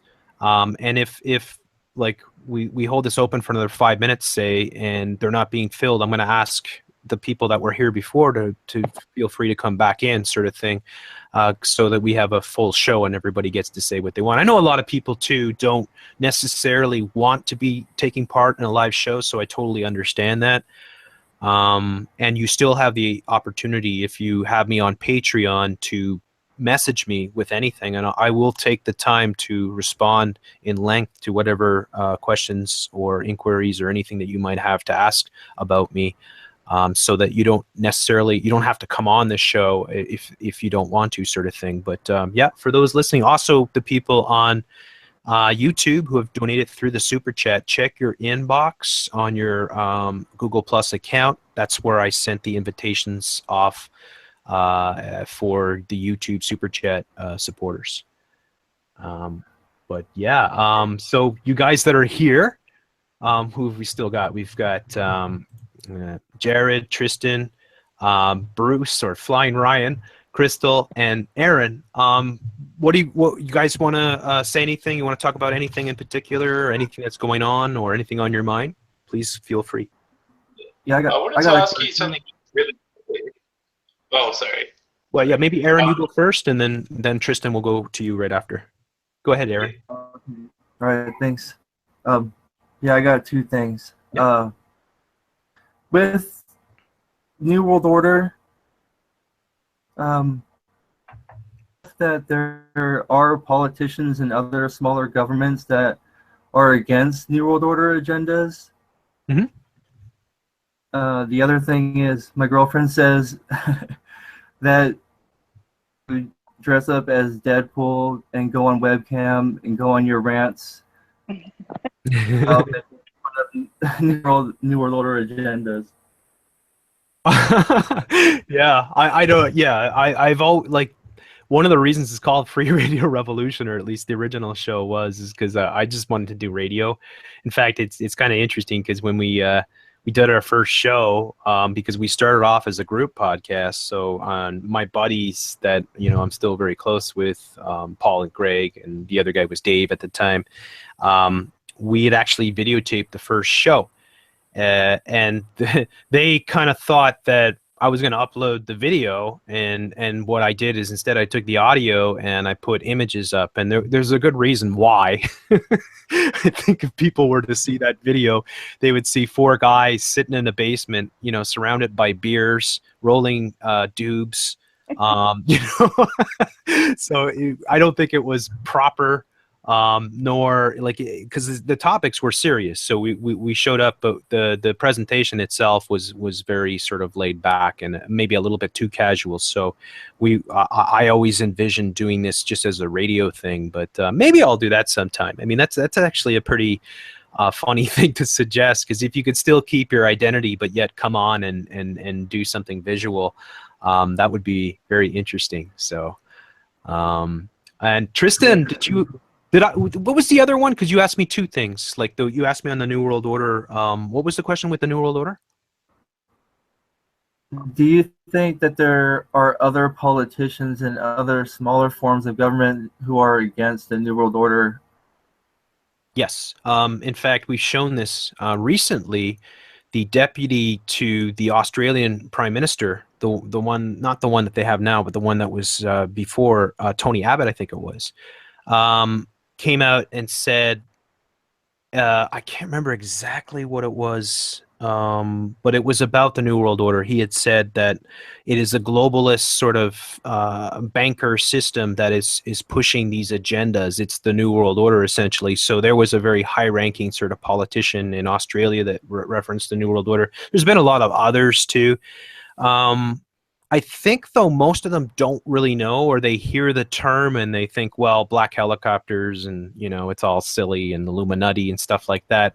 So maybe a better term to approach them with might be Agenda 2030. And maybe if they're not completely indoctrinated into this global warming sort of psyop, they might be able to see that that they're being manipulated and that this is actually happening, that there's a global system that is being initiated and it's being carried out right across the world.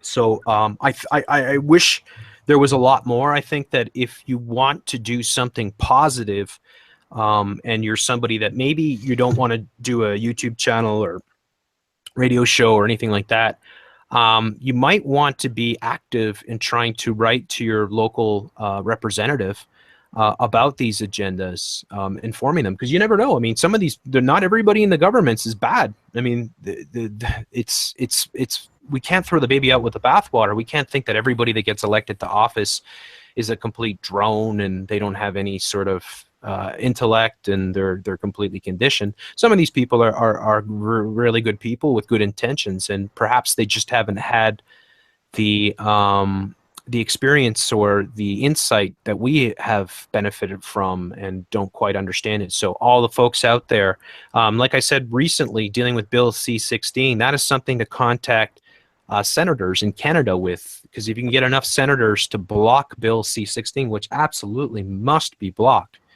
it is crazy.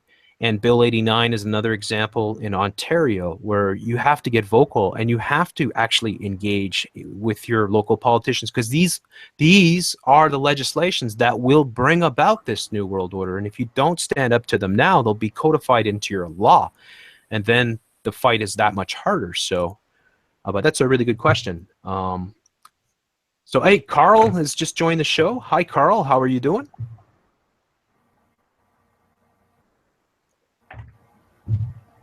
Carl has put a message here. Are you familiar with Mark Passio, mainly his work on natural law, cult of order followers, death of the sacred feminine? I think he is really valuable info that many could benefit. Yeah, okay, so you have no mic. It's okay. Hey, no problem. Really good question. I always wanted to get Mark Passio on the show. I never sent a formal invitation, so I can't say that he's one of these guys that has not accepted the invitation. So I should extend an invitation to Mark Passio, because I really like his passion. You know, I don't know 100%, like people say, is it possible he could be, you know, controlled or something like that? possible. But you listen, if you listen to his speeches, he's very, very passionate, and he's got some extremely important insight. And yeah, I think they are, you know, the death of the sacred feminine, things like that are really important. And he understands this stuff really well. So he would be a very entertaining guest. I think the two of us would make a hell of a show, because he would know a lot of things that I wouldn't know, and I'd be able to give him some insight into other things. So thank you. Squazzle. Who have we got here? Chris Florio, welcome to the show. How are you doing? Hey, I think you Jeff. were in earlier for a little bit, I right? was, yeah. Well, I was driving, so I went through the country where there was no cell phone. Ended up getting kicked. You know how it is. Mm-hmm. Well, welcome to the So, show. Go ahead. So I've got a pet in person, like one of these internet trolls. And the reason why I ask is I have a friend of mine on Facebook and a friend of his, so like a friend of a friend is I would bet $1,000 that this guy is a paid internet troll. I'm actually considering going back and taking screenshots of some of the conversations we've had. And the reason why I say this is it's not just what he says, but it's how he says it. And, you know, we're posting back and forth. I'm arguing with this guy, and I'll be able to type like a 2-sentence reply. Mm-hmm. And already he's got like almost looks like canned responses that exactly the best thing to rebut with that are paragraphs long that he's got to be cutting and pasting. And it's just like the stupid flat earth people too, where he's got like these memes just like queued up like he's pulling them from like the GCHQ database or something like that. Here's the great if they paste that. You know what I'm saying? And bottom line is this guy's like, he's not a bot or anything. He's someone that I could actually, he's in my hometown. He's someone that I could physically meet. Kind of maybe scared to do because, you know, well, I'll just say that. Yeah, I think that. But yeah. So anyway, so just what are your thoughts of that, Jeff? Would you be interested in seeing some of these paste that maybe sent to you on the Patreon or whatever? Yeah, sure, absolutely. It's really insane. It blows my mind. Yeah, I think those things you can learn a lot from them too. And we know this, we've known this for a very long time, that it's very easy to employ people to troll. Like you can call it trolling or shill light, or you can call it hardcore shilling. Most of the hardcore, like the people that do it for a living, like a lot of the flat earth channels, that's their job. So they're getting paid for doing that, and they're getting paid from selling T-shirts and Patreon and all that as well.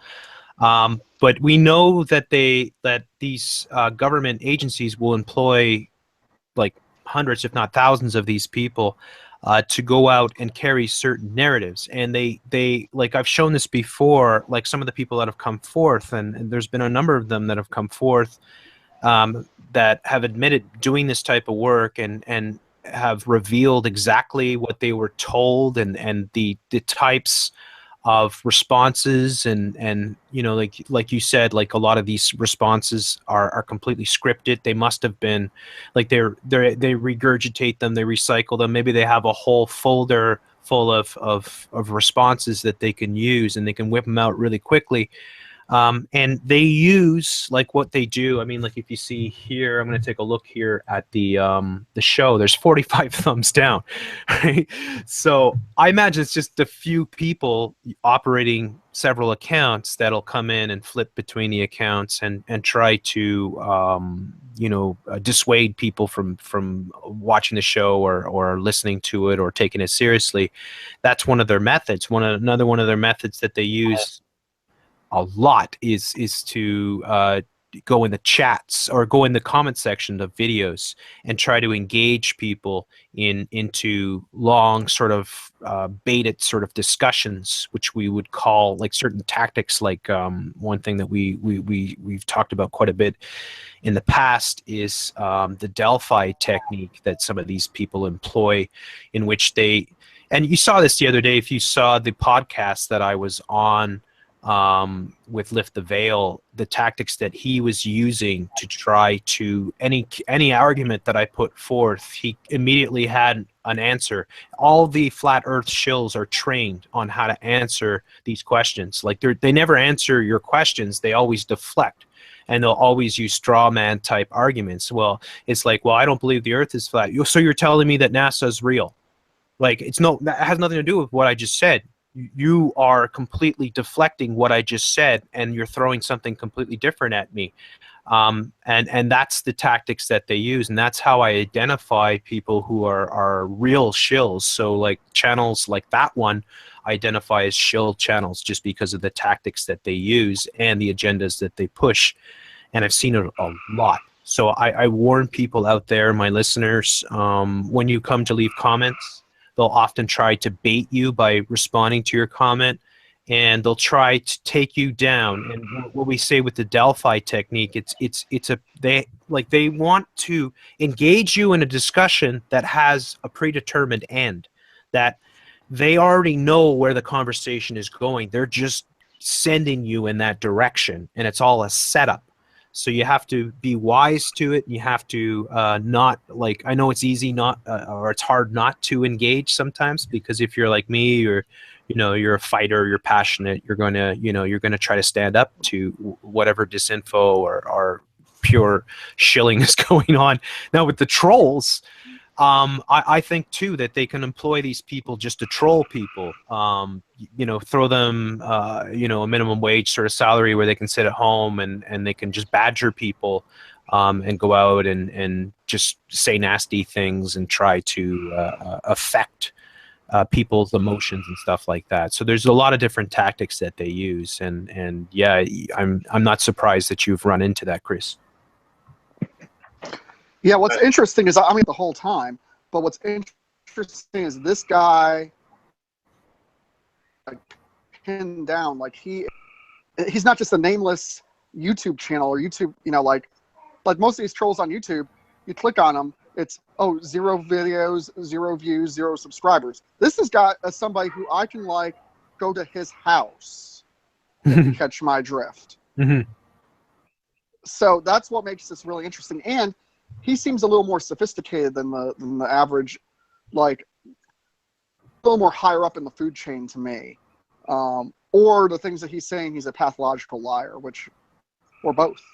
I don't know. But anyway, so that I just wanted to bring that up. That is very interesting. So thanks, Jeff. Oh yeah, hey, it's great. It's great to. It's an important thing to discuss. I know we've got a couple new people in here. Margaret, are you there?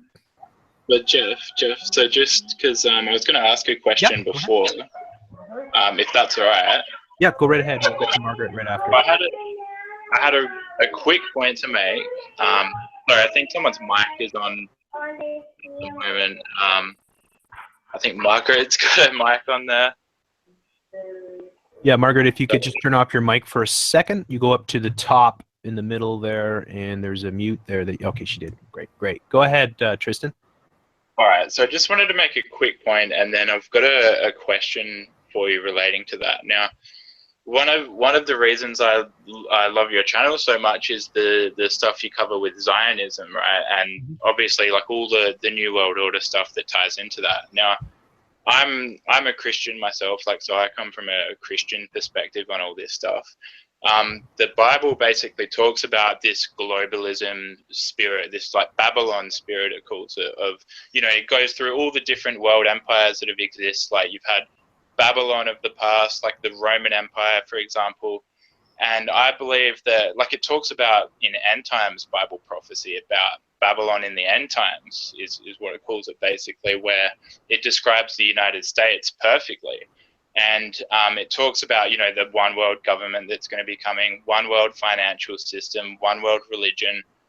And Israel, the reformation of Israel ties in heavily with that, where basically the Antichrist, who is going to be what the Bible says, he's going to claim to be God, he's going to do miracles, he's going to be worshipped by basically everyone in the world, or most people in the world, and everyone's going to have to have a mark in their right hand or forehead, the mark of the beast, to be able to buy or sell. So you've got a one world financial system.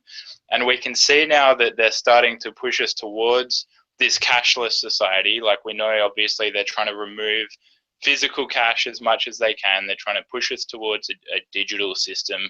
I believe like Agenda 21 and Agenda 2030 with, the mega cities and all of that stuff is designed to basically lock people inside of a grid, lock people inside cities to make it where you can't even move or operate, without being tracked, without being monitored. Like all of the stuff where they track everyone's metadata. Like you can't do anything these days without being tracked. So with all that said, I just wanted to make that quick point from like a Christian perspective. But my question is, where do you see, in terms of a one world financial system, or a one world currency, or a cashless economy, where do you see the next stage in that? Like, what do you think is next in terms of bringing us further towards, going to some sort of a new financial system? Yeah, that's a good question, and it is scary to see the biblical prophecies starting to manifest. I mean, not even starting, but just starting to really.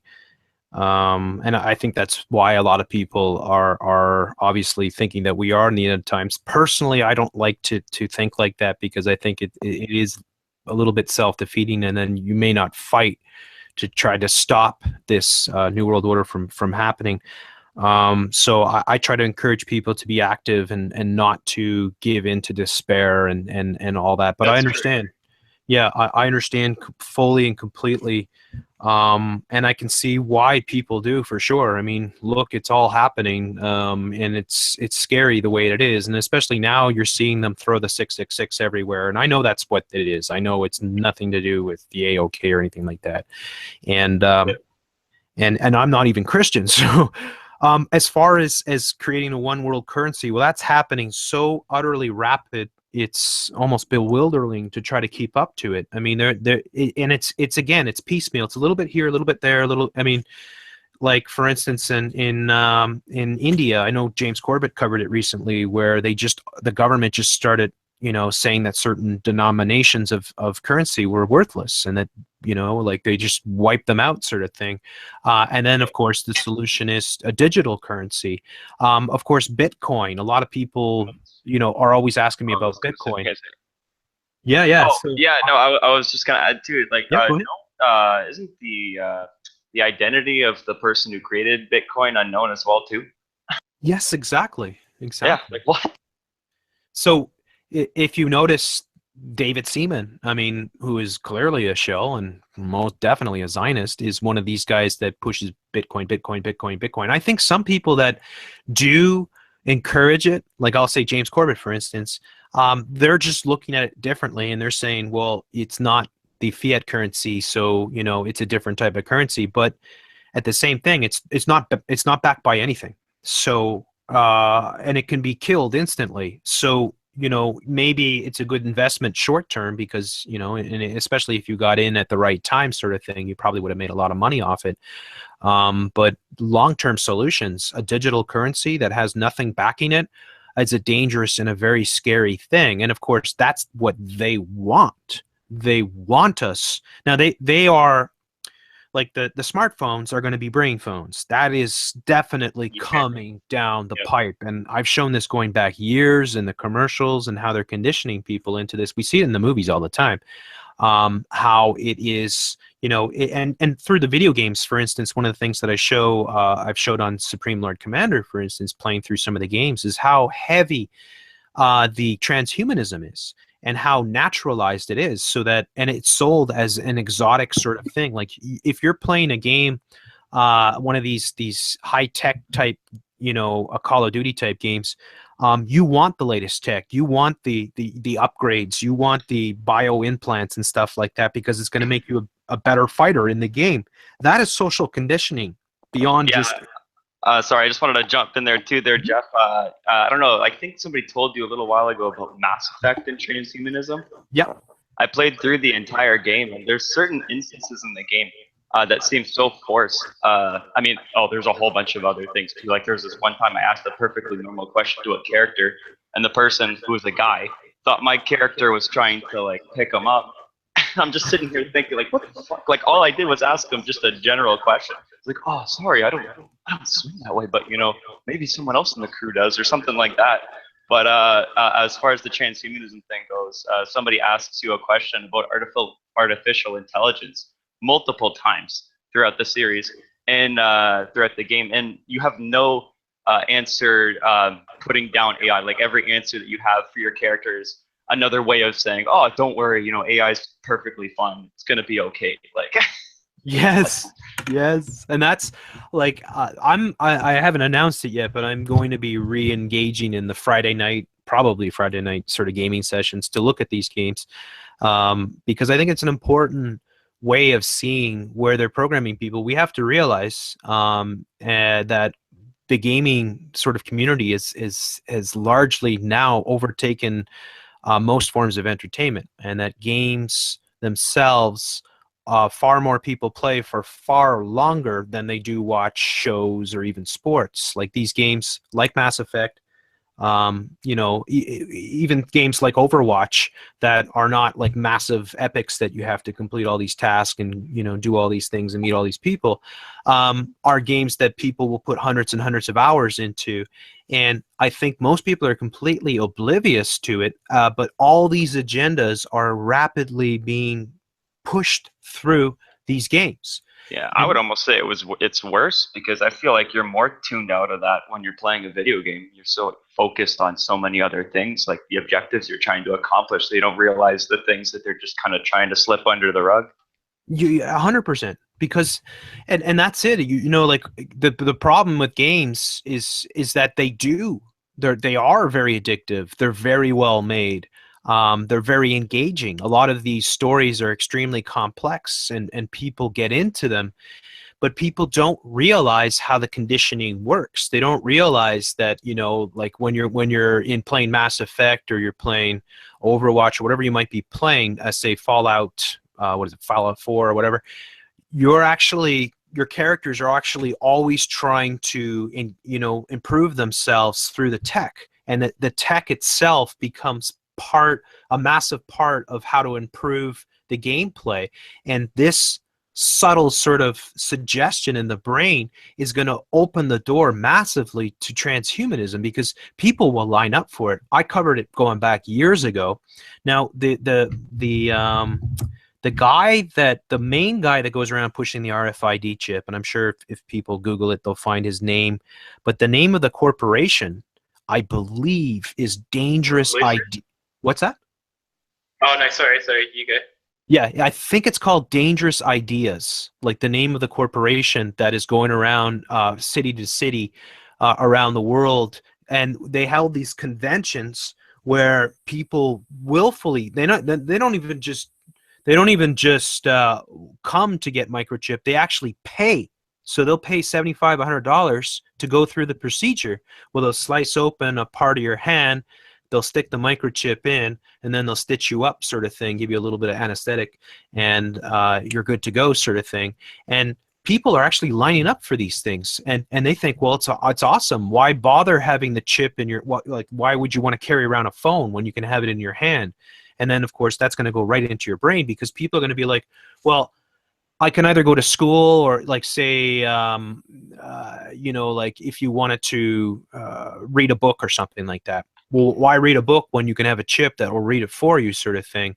Why, learn an instrument when you can have a chip in your brain that will teach you how to do it instantly, sort of thing? It will sell itself, and people will be conditioned into accepting it. And it's all coming, like it's coming fast.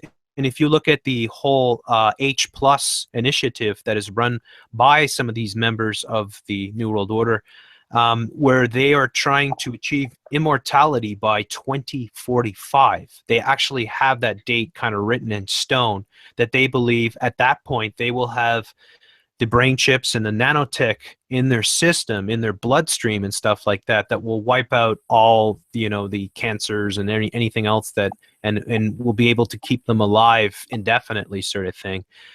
So yeah, the world is changing rapidly. We got cloning, just going crazy. So it's scary. Well, It's in Sweden, it's so the Matrix. in Sweden right it's now, like, it's commonplace. Oh, sorry. Go ahead, I Chris. say, yeah, and then- it's like the Matrix, where he was like, I know kung fu. After sitting there for getting it downloaded. That was the first instance of that I'm aware of. Anyway, go ahead. Sorry about that. Yeah, Tristan. No, Tristan, go ahead. What did you want to say? I was gonna say, like in Sweden now, I think just a month or two ago, I was seeing how it's commonplace now where people are getting microchipped in their hand, like in their arm, where they go into their building, they go to work, and instead of using like a security card to like swipe into work, they just swipe their hand, and that gets them into the building. That's common over there right now. Yeah, So, yeah. It ties in with what you were saying. It's all incremental in different parts of the world, like different countries. These different things are all gradually being rolled out as people are ready to accept them, basically. Yeah, the BBC, which is one of definitely the outlets to look for a lot of this stuff, because they it's uncanny. I mean, like, also the science fiction writers, and the movies themselves, and of course the video games. So the science fiction writers, a lot of them probably are actively involved in proliferating this sort of social conditioning, because a lot of them will go from writing Hugo or Nebula award-winning books, and then they'll be in the BBC. Not to say that they're not talented. They are really good at what they do, but they are in some ways pushing a pro sort of transhumanist civilization. And I remember when you're talking about in Sweden there about people, the exact same thing in the BBC. I covered it like maybe 3 years ago, where they had somebody being microchipped, and this professor that was microchipped, and he was talking like about how he's walking through the London Tube, the metro system, and he can hold up his hand like Gandalf in Lord of the Rings to open up the gates and stuff like that, so that he doesn't have to put any chips or tokens or flash any card or anything like that. And people, yeah, most people don't realize where this inevitably leads to, which is chips in your brain. And once the chip's in your brain, well, then you're in trouble. I mean, you're already in trouble. I just. Oh, go ahead. Yeah, I was just going to say quickly, yeah, if they don't like what you're saying, if you're doing something that, the government doesn't like, they just shut it off. Like, see you later. You can't function in society anymore. Yeah, exactly. I saw Margaret. I don't know if we got a chance there, Margaret, to get you in. I think the room is filled. I don't know if any of you guys might want to jump off. Maybe some of the ones that have been on for a long time, and you can come back in a few minutes. Maybe give 5 or 10 minutes if you want to jump back in, just to give other people an opportunity to come in, because I just want to make sure that there aren't people that are trying to get in and are getting the full room sort of thing. But it's a riveting discussion. I'm not surprised at all. I always say I've got like such an incredible audience, and I don't even think of them as an audience. I think of them as part of the show. So if you're listening right now, you've been trying to get in, there's a few empty spots right now, so it's a perfect opportunity to come in. For those of you who are supporting the show through Patreon, check your Patreon account. You should have, like, I imagine all these people, or most of these people, got their invite from there. So if you log into your Patreon, if you support me on the Super Chat, check your Google Plus page. I sent them like that. It was a lot more difficult with the Google Plus, because a lot of people either don't have the Google Plus account, or I couldn't find them. So I know there's probably some good people that would have liked to have been on. And what you can do in the future is just send me a message, a personal message, especially on Twitter. And we'll make sure that, like, and that's another way, of course, if you follow me on Twitter, I'll follow you back. So it's at Free Radio Revolu. And then if you're supporting me, I can send you the links directly, sort of thing. So yeah. So if you're out there, you're listening, you want to jump in the show, and we'll give a few minutes. Well, let's say 5 minutes for people to jump in at this point in time. And if in 5 minutes, folks, there's still spaces, then I encourage the folks that were here before that dropped out to jump back in the show. And we have Black Cube Mystery back. So yeah, Jesse, Carl, Carl, I don't know if we've heard too much from you. Did we talk, Carl? I don't think we heard from you yet. How are you doing, Carl? Oh, actually, yes, we did. Carl was the one who asked about Mark Passio. Carl, yeah, your mic isn't working. Carl, actually, you might want to, if you don't have a mic, you can leave some more questions if you want in the chat. But I would say maybe after leaving a question or two on the side there, maybe you could drop out and give your spot up for somebody, since you don't have a microphone. But yeah, we'd.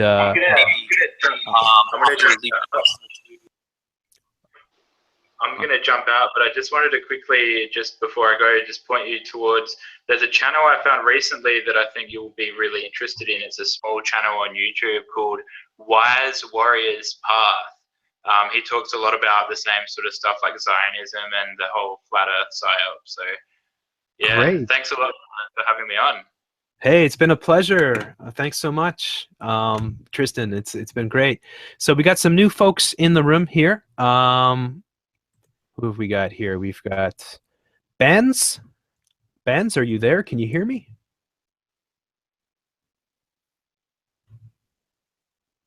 Oh, he's got no mic. Okay. If you can get a mic and you can get it set up, because there is if you go up to the top center here, there's at least on my sort of dashboard here, there's the ability to hook up a microphone. So if you can get yourself a mic, we'd love to hear from you. If not, I would ask you maybe to leave your thoughts. I'll definitely read them out there on the side, and then maybe drop out once you've done that, so that somebody else might be able to come in. Yeah. Go ahead. Great. Thanks, Ben. he read my mind. So he's like, hey, Jeff, I don't have a mic, but I have a question. I've been really wondering what you think of Renegade Broadcasting. I'd really like to know. I don't even think I know Renegade Broadcasting. I'm going to write it down. I'm sorry. Like, the problem with me is, like, I used to sub all the truth channels. So even the ones that were bad, disinfo sort of thing. What's that? I said shill-worthy. Yes, exactly. And then over time, going through, TransAsia and some of the nasty things that I had to go through, I started really scaling down all the channels that I was sub to. And then I got to a point where I was just like, okay, I'm mostly going to just focus on the major channels. So I sub all the top corporate media. And then I sub all the alternative media channels, all the established professional so-called alternative media, to keep an eye on everything. So I often miss out on these channels that, are probably really good, maybe newer, not on the scene, and I just don't know about them. So it's always cool for folks to come on a show like this, or in the chat, or send me. You can send it to me on Twitter. You can say, "Hey Jeff, what do you think?" And I'll give you my honest opinion. If I was to click on Renegade Broadcasting, I was to see Flat Earth Mandela Effect. Well, you know what I would think. But if they're touching a lot of the issues. Oh, they're not on YouTube. There you go. So Renegade Broadcasting. So they have their website, I imagine, maybe a radio show. And I'll try to check them out, though, Benz, because I'd like to. And I always try to support anybody that I know out there that is doing good work. So, and I try to encourage, and I try to bring these people on the show too, as well, especially if I think they're totally legit and they've been around for a while and they're putting out really good information, because we need to work together as best as we can. So I'll definitely check them out. Margaret's back. Margaret? Can you hear me, Margaret? Is that the Amish? I'm here. You've got like the Yeah, the worst. Amish buggy. Yeah, I also go by Maggie, honestly. I've been following your channel for a while. I'm really nervous. I feel like I'm giving a public speech or something. I just really wanted to say that I really enjoy your work, and I'm just a normal person. I'm a mother of three. I'm a nurse, and I'm not, I don't do Twitter or Facebook or anything like that. But I've been following you, and just really appreciate all the work that you do. Oh, thank you so much. I really appreciate that, and it's nice to hear a mother of three. If that, I mean, that's got to be a full-time sort of responsibility. And like I'm trying to encourage um, women out there to be mothers, to not buy into this new world order, oh, I don't need kids and stuff like that. That's what they want you to think. So it's great to hear from you, Margaret. Did you want to add anything to any of the stuff that we've been talking about? Do you have any thoughts about, say, Agenda 2030 or any of the things that we were discussing tonight? Not necessarily anything tonight, but just about kind of the LGBT and all of that kind of stuff. We got a memo at work. Like I said, I'm a nurse, and starting in the next couple of weeks, they're going to have self-identity, gender, anyway, a separate box, not just your, male or female, but what you identify as. So that's going to be, hospital-wide. Are you in the United States or Canada or? United States. United I States. work for the federal government. Okay, so yeah, and you're a nurse, which is one of the most important jobs out there. I'm not surprised at all. I mean, they are rolling these things out, and it's often the federal, controlled sort of areas that are going to be the ones. I mean, the universities, of course, which are already completely overrun by cultural Marxists and are producing these SJWs at a breakneck pace. The corporate media, I mean, it's everywhere. And what I said before about it too was that it's a little bit here, a little bit there, a little bit, everywhere. And it's not like they never try to do it all in one place, because then people would probably freak out. But if they slowly blend these things in, and that's why, that's the whole purpose of Caitlyn Jenner. There's no way that Bruce Jenner had his dick removed. There's no way. All right. That's a man, and he's still dating women. All right. He's an actor and he's playing a role, but they brought that person, like they brought Laverne Cox, like they brought Jazz Jennings, and then the movies, Boys Don't Cry, all these movies that came out featuring this theme are all about indoctrinating people into this ideology. So it's something that's been happening for a very long time. It's something that they thought, like the gay agenda goes back probably to, I don't know, at least the 60s. As an idea, you can read the Gay Manifesto, which is kind of like the Protocols of the Elders of Zion, which people claim is fake. But if you read it, it kind of looks a lot like what's happening right now.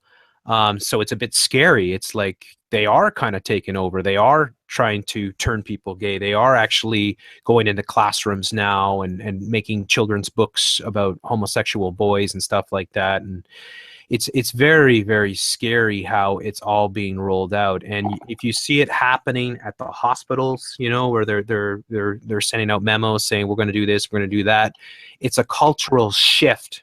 Like they are shifting the paradigm. They are normalizing this stuff, and it's pretty scary. So thank you so much. Go ahead, Jesse. Oh, sorry. Oh, well, guys, I wanted to also add on there too, like back to the subject of transhumanism. I mean, just to further solidify the connection there with transhumanism and the New World Agenda. Like, Jeff, are any of you guys familiar with like the Transhumanist Party in the United States as well? Yep. No, I'm not very familiar with them, but I do know that they do exist, and they did a campaign last year to kind of like increase their notoriety. It's being led by this person called Zoltan Ispan or whatnot. And I went onto the website that they promote the Transhumanist Party on, and it's just ironic that on the top right hand corner you've got yourself a quote by the United Nations about the party. All right. And then you scroll down and it gives you like a picture of their website. And on the bottom, it says Transhumanist Party in the Media, right?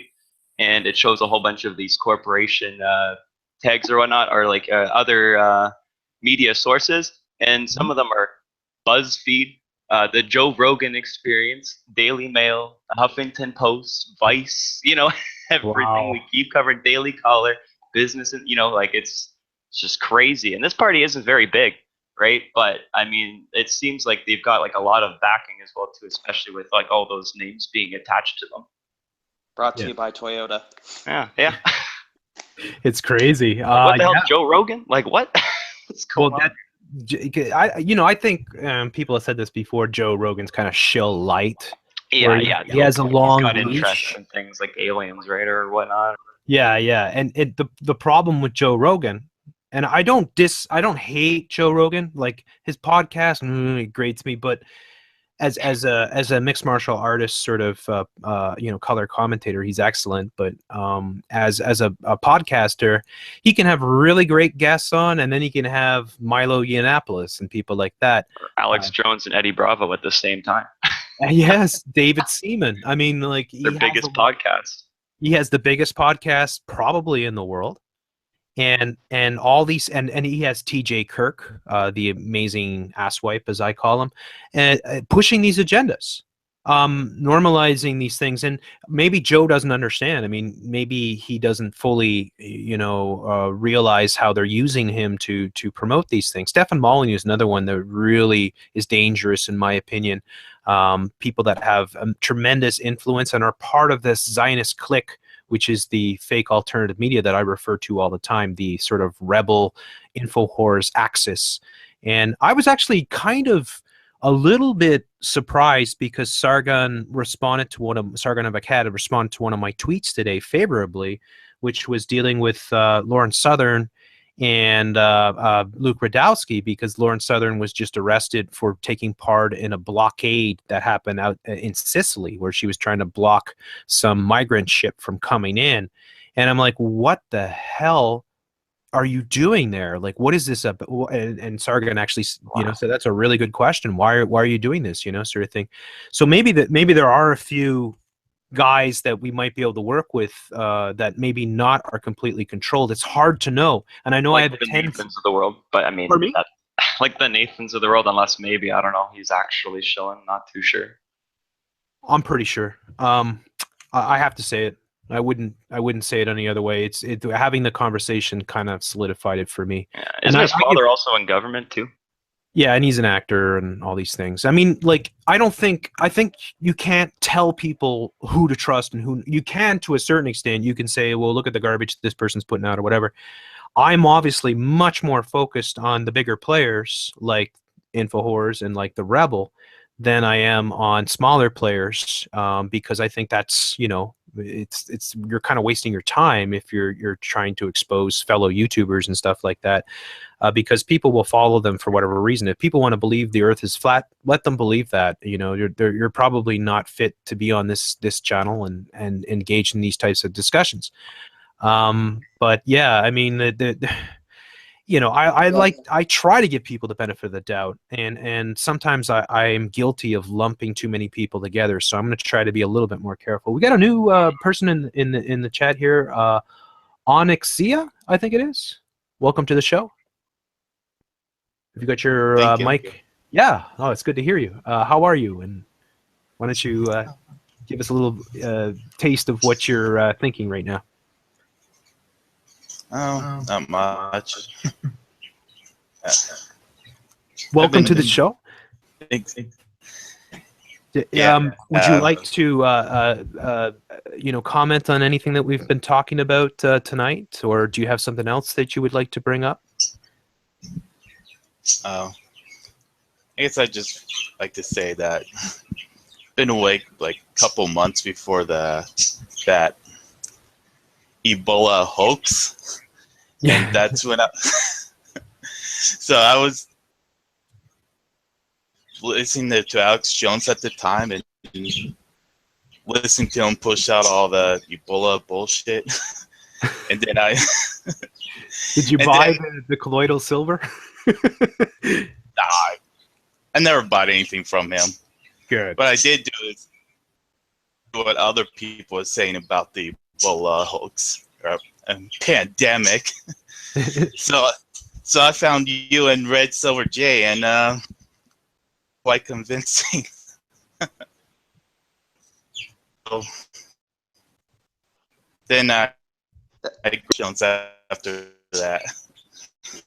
Yeah, that's good to hear. I think, it used to be, we used to, like, the way it used to be kind of structured is that there wasn't all this other alternative media that was around, and we had people like myself, Red Silver J, Truth Media Revolution, and Press Reset and others, and we were kind of like the opposite. We were like the alternative to the alternative. And that was an interesting time because at that time, we were very aware to what InfoHorse was doing and how, Alex Jones was completely shilling and pushing complete disinfo. So they were really concerned about what we were putting out, and that's why they keep it. It's actually, without a doubt, Alex Jones that's taking down my channels. He's setting his minions to do his dirty work, which is what he does, and it effectively works because all the videos I had exposing Alex Jones currently, for the most part, are down. But it's always so nice to hear from folks that have fallen maybe into that InfoHorse sort of narrative for a time and then waking up to it because you really understand how it works and how they're deceiving. There is hope. Yeah, please go ahead. I was saying there is hope. I used to be an InfoWars listener too. Yeah, I took a shot of the Jonestown Kool-Aid till I realized it was bone broth, and I spit it out. Exactly. I don't think 60 bought a water people counts filter. as a pandemic. Who bought the water filter? Who is that? I did, and it's leaking. It's Oh no! Oh, Doesn't it have a on the lifetime Patriot Day warranty? Special, though. I mean, come on. Actually, I just want to say you were mentioning Joe Rogan earlier, and I just saw the Jordan Peterson interview with him, and I turned it off after about an hour. I mean, he's obviously a really brilliant guy, very articulate, but I find with a lot of these people, particularly like the academics, like there's another guy, Montreal professor Gad Saad, and Stefan Molyneux, who's not a professor, but he's a very kind of intellectual guy, is that they never acknowledge the second level. They always kind of geek out on all these intellectual explanations about how these how the left becomes radicalized and why, what the people's motivations for becoming so extreme are and stuff. And I mean, all that might be true, but if you don't mention the fact that there's the elites behind them kind of arranging all of this, financing it, pushing it, controlling everything behind the scenes, it's kind of irrelevant. And I don't know if this is, I wouldn't call it deliberate shillery. I think maybe it's just what academics do. They always look for these kind of geeky intellectual explanations.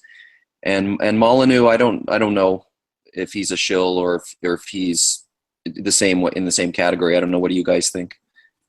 I think that these people are go ahead. seeders. And basically, they've got such a large audience, they can seed these ideas. And it's more of like a Wizard of Oz sort of effect. Don't look at the man behind the curtain. That's a really astute observation. I actually had contact with not Gad Saad, but Professor Peterson and Stefan Molyneux in the past. Now, Stefan Molyneux, I'm pretty sure, is a Zio operative.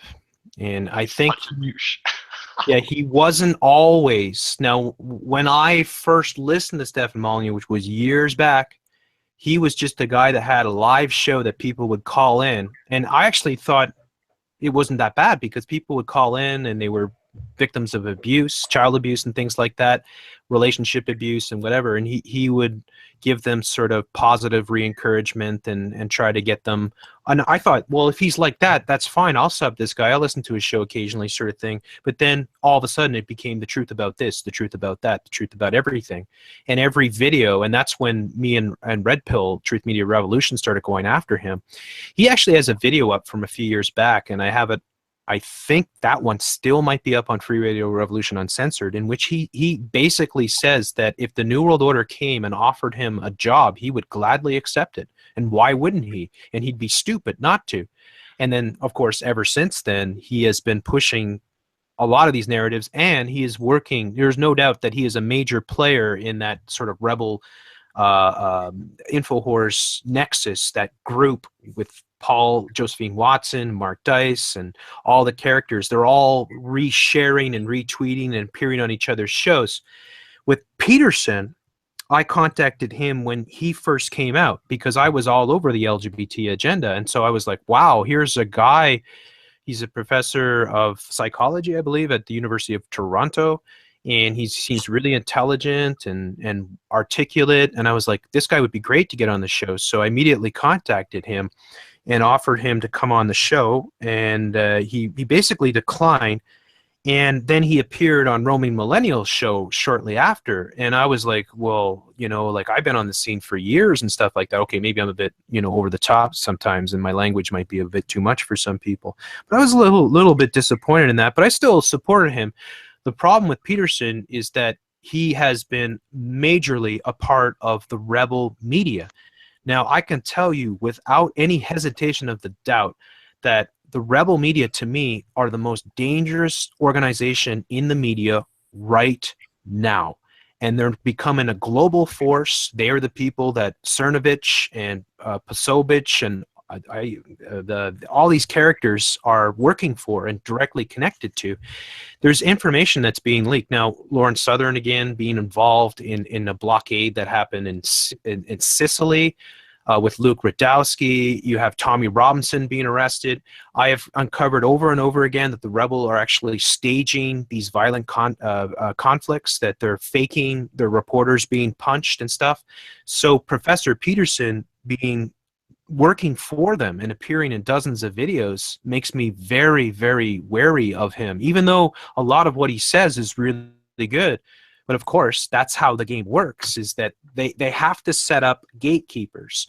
So there's going to be strong reactions. And so the strong reactions that Peterson is there to react to are dealing with all the pronouns and the LGBT and all this. But he's not, you're right, he's not going any further. I mean, he's stopping you at first base and saying, you know, that's as far as you need to go, sort of thing. And it's many layers deeper than that. So that does concern me. And his affiliation with InfoWars, or not InfoWars, but the Rebel is, I mean, that's almost, you know, to me at that point, like if you can't see what the Rebel is doing and you're involved with them. And just today it was released that Ezra Levant, who runs the Rebel, and of course the Levant standing for literally Greater Israel, has over 345 website domains like that he has like associated with his name, and they're just crazy when you look at the list of them. Like, this is an operation that's going on, and it's dangerous what they're up to. So yeah, I'm concerned because my theory is that the SJW critics that all seem to be associated with each other, and maybe I could put Sargon outside of that group because, you know, he has supported me in the past, and because of the tweet today, maybe I'm gonna try to get him on a show to pick his brain with all this stuff, because maybe he is somewhat legit or completely legit. But the other ones I do not think are. And I look at Roaming Millennial, and I look at Brittany Pettyboner and Tara McCarthy and all these characters that they've set up, all supporting one another, all appearing together and being part of this network. And I have to say, my strong sort of belief is that these people are not legit, that they are actually playing roles, and that they are actually gatekeepers of these agendas. And they have been strategically positioned to keep you from delving deeper into what these things are all about, controlling the reactions, controlling because I mean, like what we see on a daily basis is just when we look at the whether it be the movie stars or the Caitlyn Jenners and all this stuff, or on YouTube, all the crazy SJWs, people identifying as God knows what, there's a strong reaction. So unless you have people in place to gatekeep that reaction, people might actually end up on channels like this and start to think, well, there's something really bad going on, sort of thing. So that's my sort of perception on that. And guys, I gotta say, it's so hard to look away. You can't go like a single day without seeing these connections. I find. I mean, I was at work the other day, and someone brings up, oh, there's this riot or something. This girl, wanted to like take off 100 scalps or something. Or I'm like, oh, here we go. Here's Moldy Locks again. Like, seriously, even people without even realizing it are just kind of tiptoeing around what's going on. And like, I can't look at these people without seeing the connection. Like, I remember watching some video with Stefan Molyneux around Christmas. He did some Christmas special. I just reopened it up because I remember he brought on a lot of guests. So I thought to myself, I'm gonna double check here and see who his guest lineup is. Oh, okay. Paul Joseph Watson, Lauren Southern, Alex Jones, Mike Cernovich, Gavin McInnes. I don't know these other players, Bill Mitchell, Dave Rubin, Ben Garrison. It's just like they all have one thing in common. I mean, all of those characters you just mentioned all have one thing in common. Yeah, every time I see it, I can't remember what though. Be a certain country in the Middle East, would it? Yeah, that's it. It's a place with a lot of nukes. Nah. It's scary, and what we see today with Lauren Southern, like, and that's why I was somewhat surprised that Sargon actually responded to my Twitter, was that, like, what is Lauren Southern, and what is Luke Radowski doing in Sicily? It's trying to, ostensibly trying to blockade migrant boats from coming into Italy, and like, what is going on? And then of course Tommy Robinson was arrested a few days back, and now they have websites. And Tommy Robinson, of course, that's not his name at all. He's Yaxley Lennon something. He's actually Jewish. He's playing a role, and it's wow. Like that's what scares me. I think, like, I am under the, like, I've been telling people over the past few weeks that I think Ezra Levant, it might be one of the most dangerous people in all of media. And Cernovich just a couple weeks ago tweeted. Now, when Cernovich went to, so, like, all these characters are appearing together. Pasovich works for Cernovich Media and Tim Pool, and they were over in Sweden in that operation. And of course, Paula Josephine Twatson was involved and putting money and support and all that. And then now all of a sudden, so, Pasovich goes from being a Pizzagate periscoper to going to Sweden to work for Cernovich Media to going to the Rebel Media and being the Washington bureau chief of that organization. And Cernovich, is moving around, and he meets up with Ezra Levant, and he puts out a tweet saying, I just met up with Ezra Levant, and it was I have to say, is one of the most impressive conversations I've had in years. This is big things to come. And then Cernovich the next day is meeting up with Alex Jones, and then a few days later he's working for Alex Jones. Then just the other day I put up a video, and it was Alex Jones in the thumbnail. I click on it, and there's Cernovich, and he's interviewing Jack Pasovich. And you can't, like, you really can't make this stuff up. These people are all in bed together, and they're all connected to those two organizations. And Cernovich is such an obvious narcissist as well, too, that, I mean, just the fact that he made such a, like, kiss ass remark there about Ezra, just, I mean, that alone, alone feels it. Here's my question, though. Yeah, go ahead. With all the conservative movement going on with the alt-right and all these nationalists for the American people, don't you find it strange that all these people leading these movements as nationalists are foreigners? Exactly. Yeah.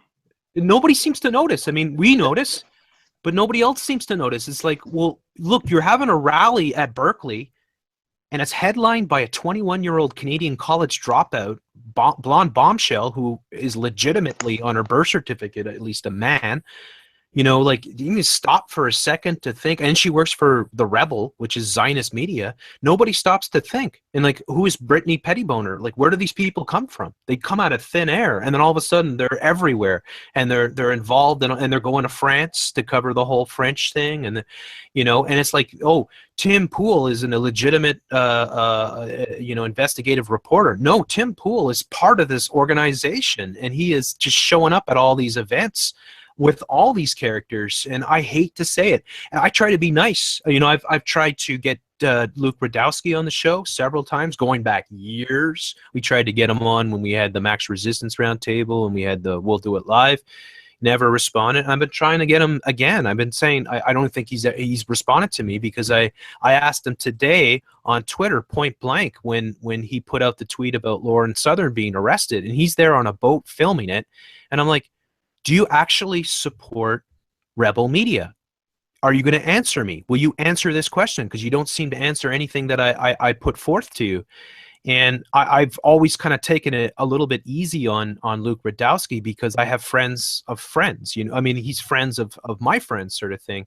So I don't want to be too hard on him, and I do respect some of the work that he's done in the past, putting some of these Bilderbergers on the spot. But then you start to realize, well, that maybe they're just part of a much bigger operation, and they're just playing their roles really well. I don't know, you know. Right. I'm just at this point. There's one thing I've always wondered about Luke Radowski, is how he got so close to Jacob Rothschild, who's supposed to be one of the top guys, without, you know, being taken out by snipers, tackled, you know, like how he you know, he made that YouTube, right? And that's one of the scary ones, because Jacob Rothschild, when he says you're not going to win, we're going to stand up, we're going to stop, you know, your international sort of New World Order takeover, and he was like, well, you can come and try, or, you know, let's see you come and try. I mean, like, you're right. What people would say is that he waits out for hours and hours, and, you know, he's a dogged reporter and stuff like that, and that could be true, or it could be partially true. It could be that, you know, okay, Luke, he's going to come out at a certain time, and he's going to leave through this door, and so you'll get your chance then, and he knows that you're going to be there, so he knows, you know, what you're going to ask and all that. I don't know. But now, at this point, I mean, if Luke doesn't distance himself right at this moment from Rebel Media, and he doesn't distance himself from the InfoHorse, it's done for me. I mean, you're part of that organization. If you're going to actively be involved, why is he, like, everyone should be asking, and that's why I was surprised that Sargon said that's an excellent question, which was, why are Luke Radowski and Lauren Southern like stopping migrant boats in Sicily? How does that make sense? You know, you got a 21-year-old Canadian. You know, what's that going to do for Canada? What's it going to do for anyone? Yeah, or anyone, yeah. No offense to any Canadians here, but, you know, with a nationalist movement requires national citizens, and with people like Milo and all these foreigners coming in to hijack the movement, that should tell you something right there. Yeah. Yeah. Well, we barely even have much of a national identity in Canada. These people should be coming back, you know, and fixing that problem. It's scary, and the same thing with Tommy Robinson now in Great Britain and London. He's like this. If you watch enough of the videos, I mean, every video that he's in, he's like verbally and physically confronting people, and showing up at people's homes, of course, with 33 on the door and stuff like that. But, you know, like, trying to actively pick fights. He's calling Muslim people to their face pedophiles and stuff. And now he gets arrested. Troll watch. Yeah, and he's got the troll watch. Did you see that there, Jeff? He'll find somebody in the comment section, find their information, and confront them at their place and tell them, "Oh, you threatened to kill me. You know, you should feel ashamed of yourself." Like, seriously. God forbid you bring up Israel. Yeah, and if I thought about it. I thought, what if he shows up at my door? Like, first of all, I don't want to be. I want my privacy, right? And that's something that's very important to me. So if you did show up at my door, you put my life and my family in jeopardy. So I would be very angry and I am somebody that will like physically grab you and throw you off my property sort of thing if you're unwanted sort of thing. So that could turn really nasty really quick, and I wouldn't be surprised, because I've been one of the ones that has been really ripping the rebel, that they might bring that little punk over. But he is like, his name is not, I mean, his real name is, what is his real name here? I'm going to look it up for folks here, because his real name is, he doesn't even have Tommy or Robinson in his real name. It's a fake name. It's a name that he has made up. His real name is Stephen Christopher Yaxley Lennon. You know, and he's a Zionist, a proud Zionist. There's lots of photos of him wearing the yarmulke there, the Jewish hat and stuff. And he was kicked out of the party that he created. And what I saw, I was very relieved to see, if you guys are familiar with the channel called The Vigilant Citizen, not to be confused with The Vigilant Christian. The Vigilant Citizen did a video exposing the far right in Great Britain and saying what it is. And of course, what they said it is that it's Israel. And then they used Tommy Robinson as one of their best examples, saying this guy is a Zionist. And what they're trying to do is they're trying to inflame the right and incense them and get them active and get them violent and get them to confront the Muslim migrants. Now, you could say whatever. I mean, I'm not in favor of all these Muslim migrants that are coming over to our countries. But then again, I'm not, like, I would not like consider that they're all rapists or they're all awful people. I wouldn't do that at all. Most of them are good people, I'm sure. Most of them have families, and a lot of them do. I mean, the average Muslim family has like 6 kids or something like that. So most of them are leaving the Middle East because of Israel and because of all the wars and bombings and political instability and hell that is created with this greater Israel project and the Saudis and the Anglo-American sort of involvement. So a lot of these people are just trying to find a better place for their family. And so what sense does it make that Lauren Southern, who's 21 years old, is like trying to blockade a migrant ship? You don't know the people on that ship. You don't know what they've been through. They're innocent people that are just trying to get somewhere. Yes, it's an evil operation that is behind this, but isn't it convenient when think about this? In Canada, United States, and Great Britain, and you could maybe even say Sweden at this point in time, these are countries that are getting these massive amounts, amongst the European countries as well, but we're getting these massive amounts of Muslim migrants that are coming in. They're actually coming in largely because of what Israel's doing. And isn't it something that the Zionist media that they have set up are the ones that are trying to inflame Canadians against this? To me, it's pure evil what I see what the rebel media and these people are up to. And I have to take the gloves off. I cannot stand by and pretend that these people aren't frauds and that they aren't doing really what I would deem to be extremely criminal activities. And I'm just surprised that more people don't see it. But that just, I guess, kind of reemphasizes how much control they have at this point in time over our media. And that's why they're flashing their 666s everywhere, because they feel like they can't be stopped.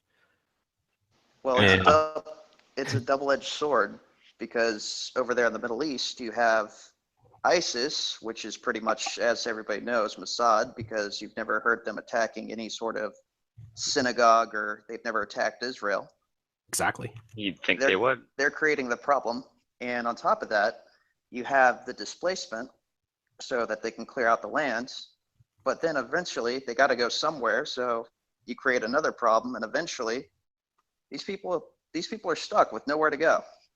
Well, I think what we're talking about here is actually a perfect example of how they use a narrative as well too, right? Because I think we can I think we all agree that obviously, like you said, Jeff, it's bad, that there's all this influx of people that aren't assimilating into these countries that they're moving into, right? But at the same time too, these people have families. So majority of these people are decent people, right? But they don't want you to think that way. They want you to think just either these people are bad people and that they're, doing all this stuff to your country. So we want you to mainly focus on that.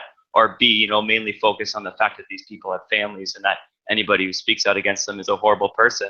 And whereas the real answer is obviously there are arguments to both sides that work, and there's never a narrative that kind of supports really the two of them together, really, and pushes them forward. It's always just either a far right view of looking at the immigrant situation or a far left view of looking at the situation. Whereas we're talking about pieces that both positions, if you want to call it, talk about, but that's not the narrative that's ever put out anywhere. Exactly. I mean, the divide and conquer. Like, they want you to buy into their extremist agendas, whether it be the left or the right. I showed yesterday, I think it was yesterday, it might have been the day before, the black rebel reporter that they have, who was interviewing a bunch of people at this Antifa rally, and they were all wearing the, you know, either the FOAC shirts, or they were wearing the rebel hats and stuff like that, or they were actors like Sandra Solomon, who is like one of their top Zionist shills in North America that they bring out to all these events, and they're acting like they're just normal people. They're not normal people. You people are fabricating news. You are trying to inflame people on either side. There's no, and this is what we showed with the Battle of Berkeley. I mean, they call it the Battle of Berkeley.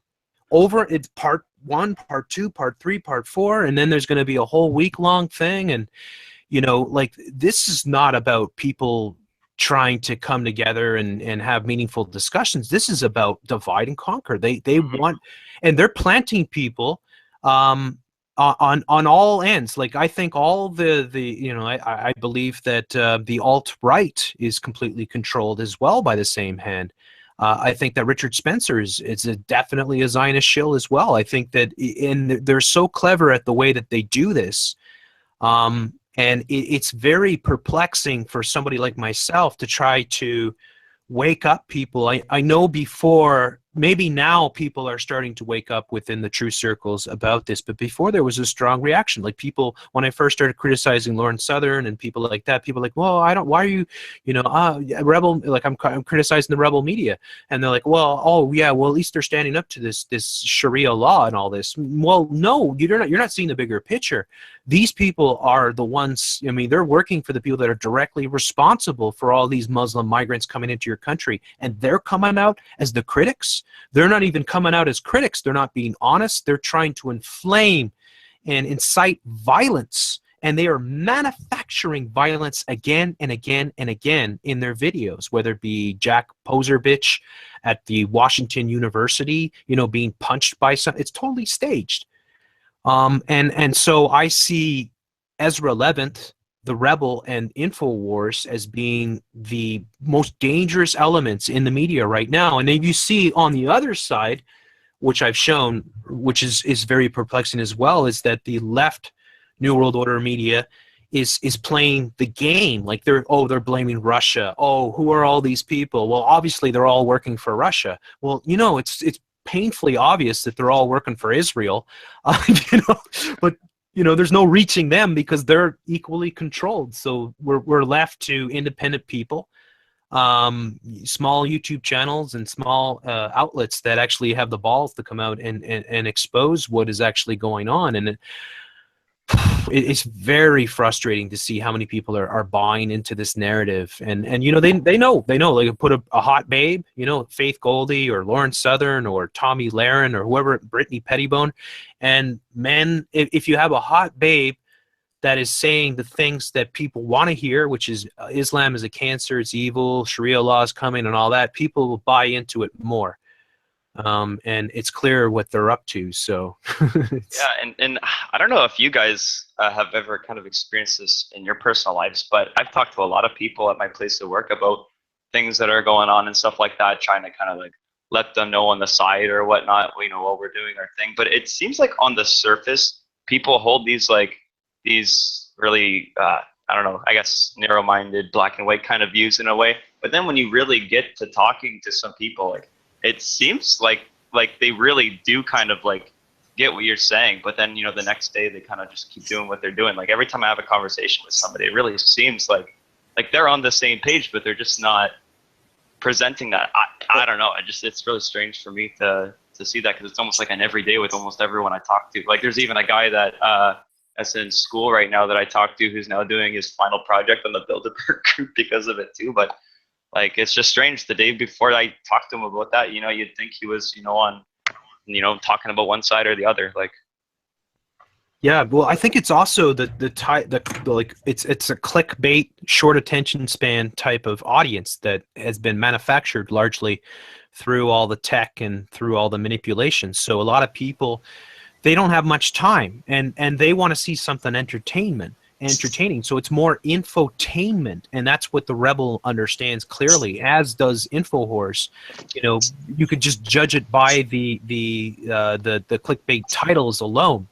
That they use, and people will click on these things, and they want to see something violent. They want to see something that appeals to their confirmation bias or their group think sort of thing, and they don't want to be confronted. They want to buy into the narratives that are being presented to them, and most people just don't have the time to really put serious sort of examination into what they're being presented. So it's a perfect storm for creating these narratives, and this is something that we have to fight against. We have to try to engage people in meaningful conversations to get people to listen to long podcasts and long discussions like this one, so that they understand all the different layers that are in play.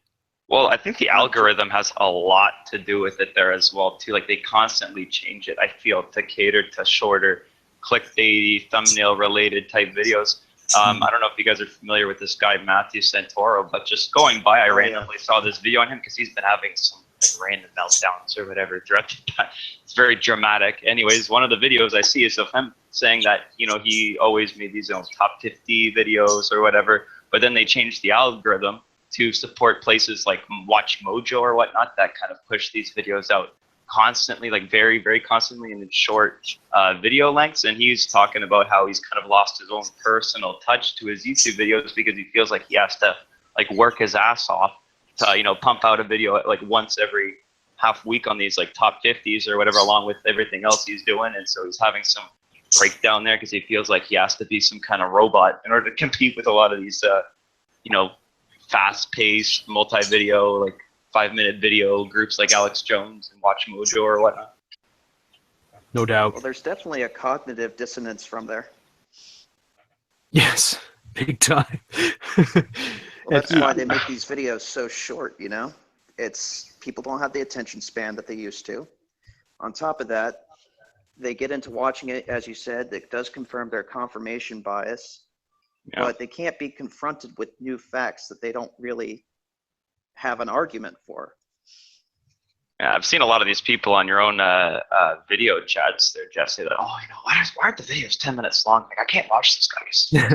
like, oh my gosh, really?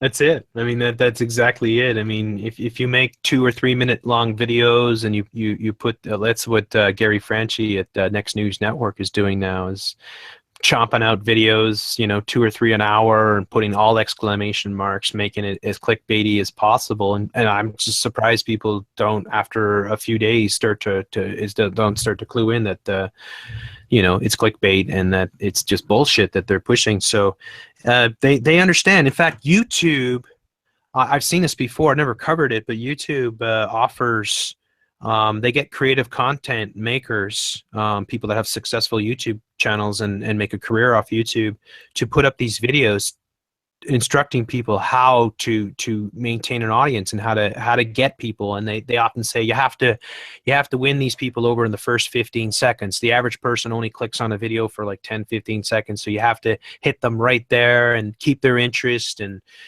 so you'll see a formula, whether it be PewDiePie or any of the popular YouTube channels, where something crazy happens right away, and then quickly a quick sort of title and little musical intro might be 5 seconds long, and then bam, into the video. And it's a formula that we see, unfortunately, which is just making people have less and less of an attention span. People want quick, and they want to they want if you one of the things that I do with Supreme Lord Commanders, I sub all the popular channels, so I have a very good understanding what the average person is watching. I didn't know this like a year and a half ago before I started it.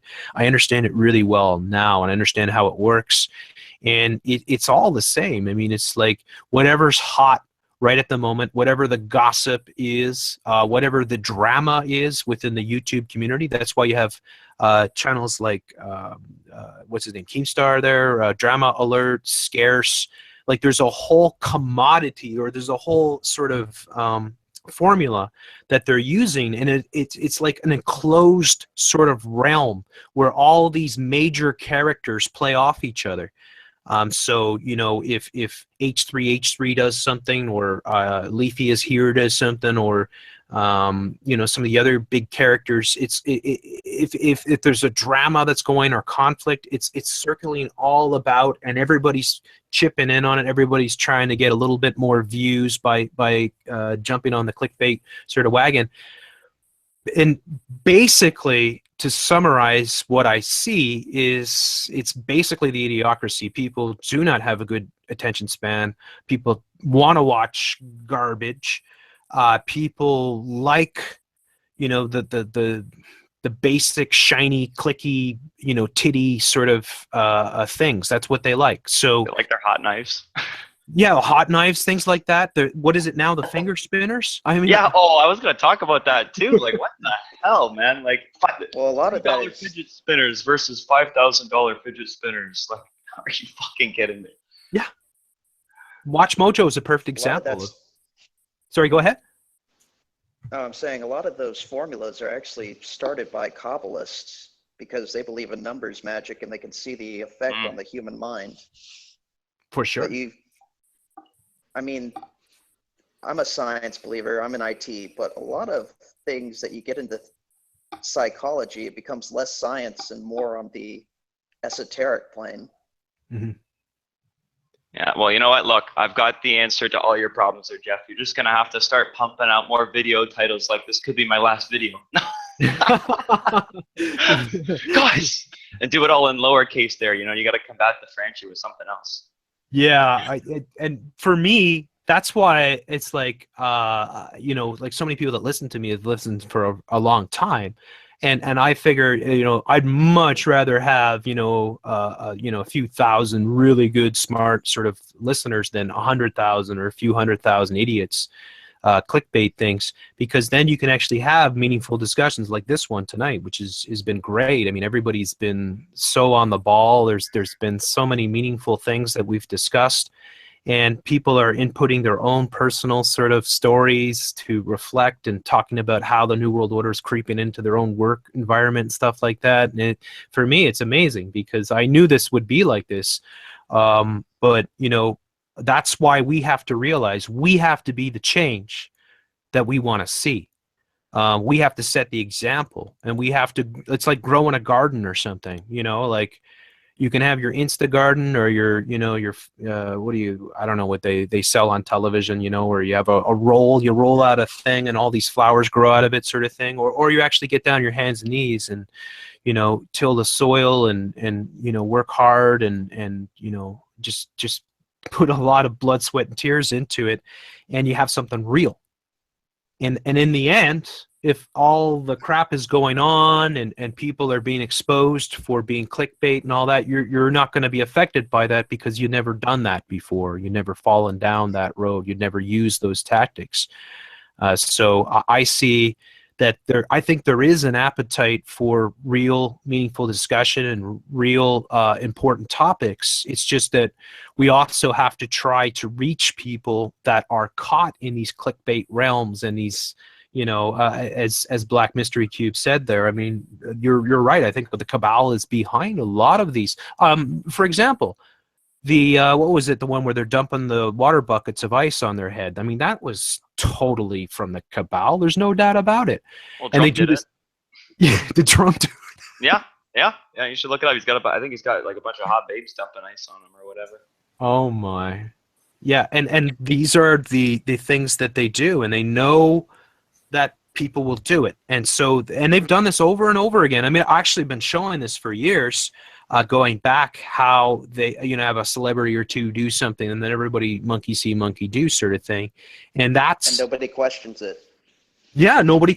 In fact, they can't wait to take part, and they want to feel like they're part of something, so they take advantage of that and that's one of the things about the internet too, is that false sort of community. I think this is a real community, but I think a lot of people are in these false sort of communities where they don't really know any of these people, and they don't really have any meaningful contact or discussion with them. They just see that this thing is viral, so therefore I'm going to do the exact same thing that everybody else is doing, and maybe if I show enough titties, or if I make it unique enough, I'm going to get my 15 minutes of fame or something, and and the narcissism, of course, is being one of the biggest things. It seems like definitely plays on the two- narcissism. It seems like there's two. Oh, sorry. Yep. That It seems like fucking challenge. Sorry. Okay, Impressive, you go first, and then Onyxia will go to you right after. It seems like there's two main barriers. One is the holding people's attention, and the other one is the centralization of control of the video platform. And I've just been learning about the blockchain, over the last year, and if I can inject a ray of hope, it's possible. There's some encouraging signs that we can decentralize a lot of this stuff on the blockchain so that there won't be censorship. But I think the bigger barrier, like you've been pointing out, Jeff, is what is grabbing people's attention. And I think we have to work on our marketing, because there's just so many people that aren't they haven't really been grabbed by the seriousness of it, and so we have to be cooler than them. We have to be more entertaining than them, and educate at the same time. And that's, I think, our big challenge. Yeah. Onyxia, what did you want to say? Oh, I was just going to say that ice bucket challenge got nothing on the fire challenge. What, the fire challenge? Is that like the 1,000-degree knife?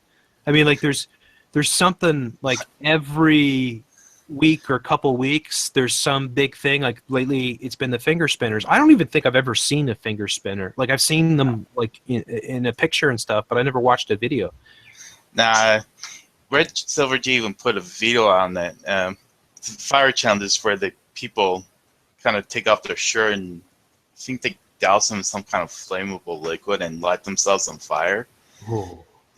And then they put out the fire with the water in the shower or something. Oh yes, I remember seeing Red Silver J's video on that. That was like from maybe a year or two back. Yeah. Yeah. Fuck. Wow. It's so crazy there, and yeah, I mean that, like the way that they're able to do this, like that's, to me, that's something I'd really like. I mean, if I could have a viral video, maybe have like a 10-15 minute long video where I say, look, it's all manipulation, question everything. If there's something that's super viral, why is it super viral? Think about like what they're trying to do with these things. Think about how everything that is viral is meant to be viral. And also that applies to the alternative media, which is hilarious because so many people buy into a rebel reporter got punched today and that becomes the viral story. Yeah, they knew this way back when. I mean, they've been doing this forever. Edward Bernays was the master at setting up the narrative so that something happens and everybody reacts to it and it becomes a viral story. People should be questioning these things. Like if something happened, if Richard Spencer gets punched in the head, you should probably be thinking that was staged. You should at least be like, I'm really skeptical about that. And then who is this guy Richard Spencer, and who is he connected to, and what are, what's his history, sort of thing. And that's what I would like to try to get through to people, is just to question everything and to be skeptical of anything that is being thrust in their faces and is appearing everywhere, because that's a sure sign that it's something that they want you to be doing and partaking in. So with that being said, I think we're going to close out the show here. It is 9 o'clock. It's been an amazing show. I absolutely really enjoyed this. and I knew I would, but I'm even surprised at how good this show was. So much so that I'm really looking forward to the next time doing this. I want to, of course, give everyone in the chat here a chance to say a final, whatever they want to say, any message if they want to say where people can find their work or their channel. I want to thank everyone who has supported the show, all the people in the chat that have been taking part in the discussion. It's been a very lively discussion in the chat, really good people there. And thank everyone for supporting this channel. This channel is as much you as it is me. Maybe it's a little bit more me because I'm the main host and all that, but you know, I want you all to come here and feel at home, and I'd like people to have this opportunity to discuss one-on-one or in a group with each other and get to know each other and talk about all these things. And we talked about so much tonight, guys. I'm really impressed with how knowledgeable the audience is. Not surprised, though. I'm not at all surprised because I've been seeing it for years on my channel. Often it's my listeners that are giving me the best information and the best advice. So you guys are completely awesome. So maybe I'll start right across. We'll go to each person that's left here in the chat. Give you guys a chance to say any final words. If you want to promote yourself or your channel, feel free to do so. And anything you want to say to the audience, any piece of advice or anything, take your time, say what you want to say. So first we'll go to Onyxia. I'm going to go from my left to right, or my right to left sort of thing. So Onyxia. Oh, what now? Anything you want to say? We're going to be closing up the show, where people might be able to find you, or any parting thoughts that you would like to share with the audience. I'm not doing any videos yet. I'm just trying to learn Japanese, so I'll focus on. Could you say something in Japanese? Sayonara. Sayonara. Awesome. All right. Thank you, Onyxia. It was very nice talking with you. Jesse. Hello. Hello. Oh, I just want to say that I'm just really happy that this was able to happen. I mean, I feel like, you know, people are like instinctually tribalistic, and like the New World Order definitely understands that. So I feel like it's really awesome that I could be with a group of people, you know, that I feel comfortable with. You know, like I said, I've been ping-ponging back and forth on the like political spectrum trying to find answers until, you know, I found like your channel among others. And I don't know, it's just good to be able to talk with everybody in the chat and in the hangout and whatnot there, and just bounce some ideas and figure out where we're all at. And I just hope everyone has a good rest of their night. Awesome. Thank you so much, Jesse. It's been a pleasure to talk with you. Jared.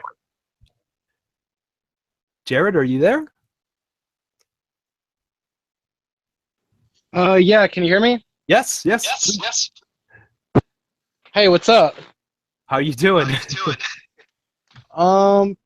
Pretty good.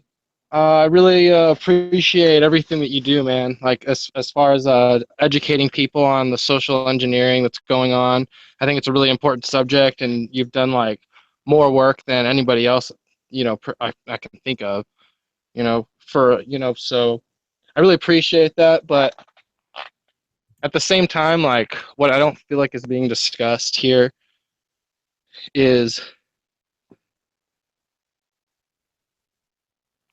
what it really goes all back to. What it really goes back to is what people believe. And what I would like to actually, even though it might be unpopular, what I'd actually like to talk about in later discussions is to address the fundamental beliefs that people have that they don't question very often, like overpopulation or original sin or social Darwinism, to just name three things that people don't really think about very often, but is rooted in our beliefs. And I feel like that addressing those most of all is more important, I think, than dwelling on all the social engineering. And you know, it's important, but what's more important is beliefs and asking yourself how accurate they are to reality. Yes, I know now. I get the echo here. I think that's coming from you, Jared. Maybe you can mute yourself. better than the Rainbow Swirl. All right, so Am I Jared? echoing? Yeah, can you just mute your microphone Oh yeah. so I can respond to what you just said? Thank you very much. Yes, Jared actually has been sending me a lot of stuff. Jared, I've been so busy, I haven't had a chance to check out. I definitely really think that what you're saying is important, and I would like to discuss this. Perhaps the next time we do this Patreon show, we can get you on sooner and discuss these ideas, because I think they're very important. And I know you've been sending me a lot of information, so I think it's very, very important for people to discuss their personal beliefs and how they came about them and why they believe all these things. So I appreciate you bringing all that up. So we'll move over to Impressive, who was pretty impressive tonight. Impressive? Oh, yes. Thank you. Just first of all, I want to say goodnight to the NSA. We're closing up the show. But I just wanted to thank you, Jeff, for just keeping at it. I've followed you for a few years, and I've seen all of the resistance you've come up against, and just you have an incredible spirit just to deal with all these shills and everything, and it's a very impressive. You're impressive, much more impressive than me. So, and I think you have an amazing insight. I never would have thought of these things myself. So I just want to say thanks and good night. All right. Thank you so much, Impressive. I really appreciate that. And it was a real pleasure to have you on the show, as everyone has been fantastic. Bruce, should we say Flying Ryan? I recognize your avatar, so I always think Bruce right away. But yeah, Bruce is fine. Whatever. I'll call you Flying Ryan, because I know you want to disassociate the real name. So go ahead. There were a couple things you were talking about earlier, but I didn't get a chance to pop in. One of the things about the flat Earth was just right before it became like everywhere on YouTube. National Geographic put out like a whole issue that was devoted to saying that the Bible taught flat Earth, and so I was, being Christian, I was insulted by that, and I know the Bible enough to know that it's not. And also, when you were talking about Agenda 2030, Agenda 21, there's a channel, Grindall 16, I think it is. Mm-hmm. Does a lot of reporting on what they're doing in his. He lives in Southern California, and he does a lot of reporting on what they're doing in his area, putting up all the huge stack up units and everything, and trying to get everybody out of their vehicles. And it's interesting if anyone wants to check it out. Other than that, I enjoyed the show tonight, and thanks for all the work. Hey, it's my pleasure. Yeah. You have a good one. You too, man. Who's next? Brianna. Nice to see you back in the chat there, Brianna. Are you you got your mic there, Brianna? You want to say some parting words before we close out? All right, so we'll give Brianna a chance. We still got Black Cube Mystery. Is it Black Mystery Cube or Black Cube Mystery? You want to go before Brianna here and give anything you'd like to say, any final thoughts, any recommendations, words of wisdom? Please go right ahead. Thank you. I just want to say, first of all, it's an honor to be on your show. I've been listening for a while, and you touch on subjects everybody else is too afraid to tread. Second of all, I just want to say that the people in the chat were phenomenal. Everybody brought up great points. As far as my YouTube channel, I haven't really done anything yet, but I might be doing something in the future. I'd like a copy of this so I can repost it. Yeah, absolutely. In fact, you're all welcome to. The show will upload. I mean, it'll be up right. I mean, it's live right now, so it does have to process. So usually it's like an hour or so after the full show is available. So feel free to take this, and anyone that goes for anybody out there, take this podcast, upload it to their channel, even if they want to just take parts of it and use it. There were some great discussions. So the more people that hear it, the better. So definitely. One Go thing ahead. I'd like to say too is your live chat, phenomenal with all the people on the weekdays. You're doing a great job. For most people out there, though, there are a lot of people who understand what the problem is, but they really need some solutions. And I hate to sound like Alex Jones, but it is a good idea to actually stock up on food, learn first aid, learn bushcraft, and Definitely. basically learn how to, I hate to sound like Jones, but in the past we were self-reliant, and self-reliance is something that the satanic cabal is trying to take away from us. Have you seen the channel called Primitive Technologies? Oh, I love that channel. Oh, it's amazing. Everybody that's listening, that is the channel to check out for self-reliance and survival. I'm blown away by what that guy does. One more thing I'd like to plug is Nicholson 1968. And I got to say, I love his channel, and he really gives in-depthness about, the spiritual aspect of transhumanism, Mark of the Beast. So anybody who hasn't checked his stuff out, it's pretty good. Yeah, I've been on a lot of podcasts with Nicholson. He's been around the block, that's for sure. Well, Brianna, are you there? Give Brianna a second here to come in and awesome. Yeah, check out Primitive Technology. I love that. I absolutely love that. And I agree with that. I mean, I want to get out of the city. They're telling me to end the show with boner broth. I love the idea of promoting people self-reliant and getting off the grid and all that. And so I'm really happy about how the show went. It couldn't have gone better. Been a tremendous cast. The chat has been awesome. Seeing all the characters, really graceful. Run to Christ, Lee Stewie, Tony, who's now Qui Bono, and just so many great people that are here regularly and supporting this. And it's always a discussion within a discussion. So that being said, make sure you bet your boner broth or your boner broth. Your caveman formula. I can't do it because I have no water left. I need to end the show. But I want to thank everyone very much, and we'll see you all again soon. We're going to do this again. This is going to be at least a monthly thing. I may even make it a bi-weekly thing if it really takes off and people really like it a lot. And I really enjoyed it. And I'm also looking at rebooting the whole Friday night sort of gaming session so that we can look at the games and have fun and also detox at the same time and just have a lot of laughs together sort of thing. So we're going to check out all those things. Thank you so much, everyone. Thanks to all the great people that took part in the show. Much love to you all, and we'll see you all soon. Have a good one.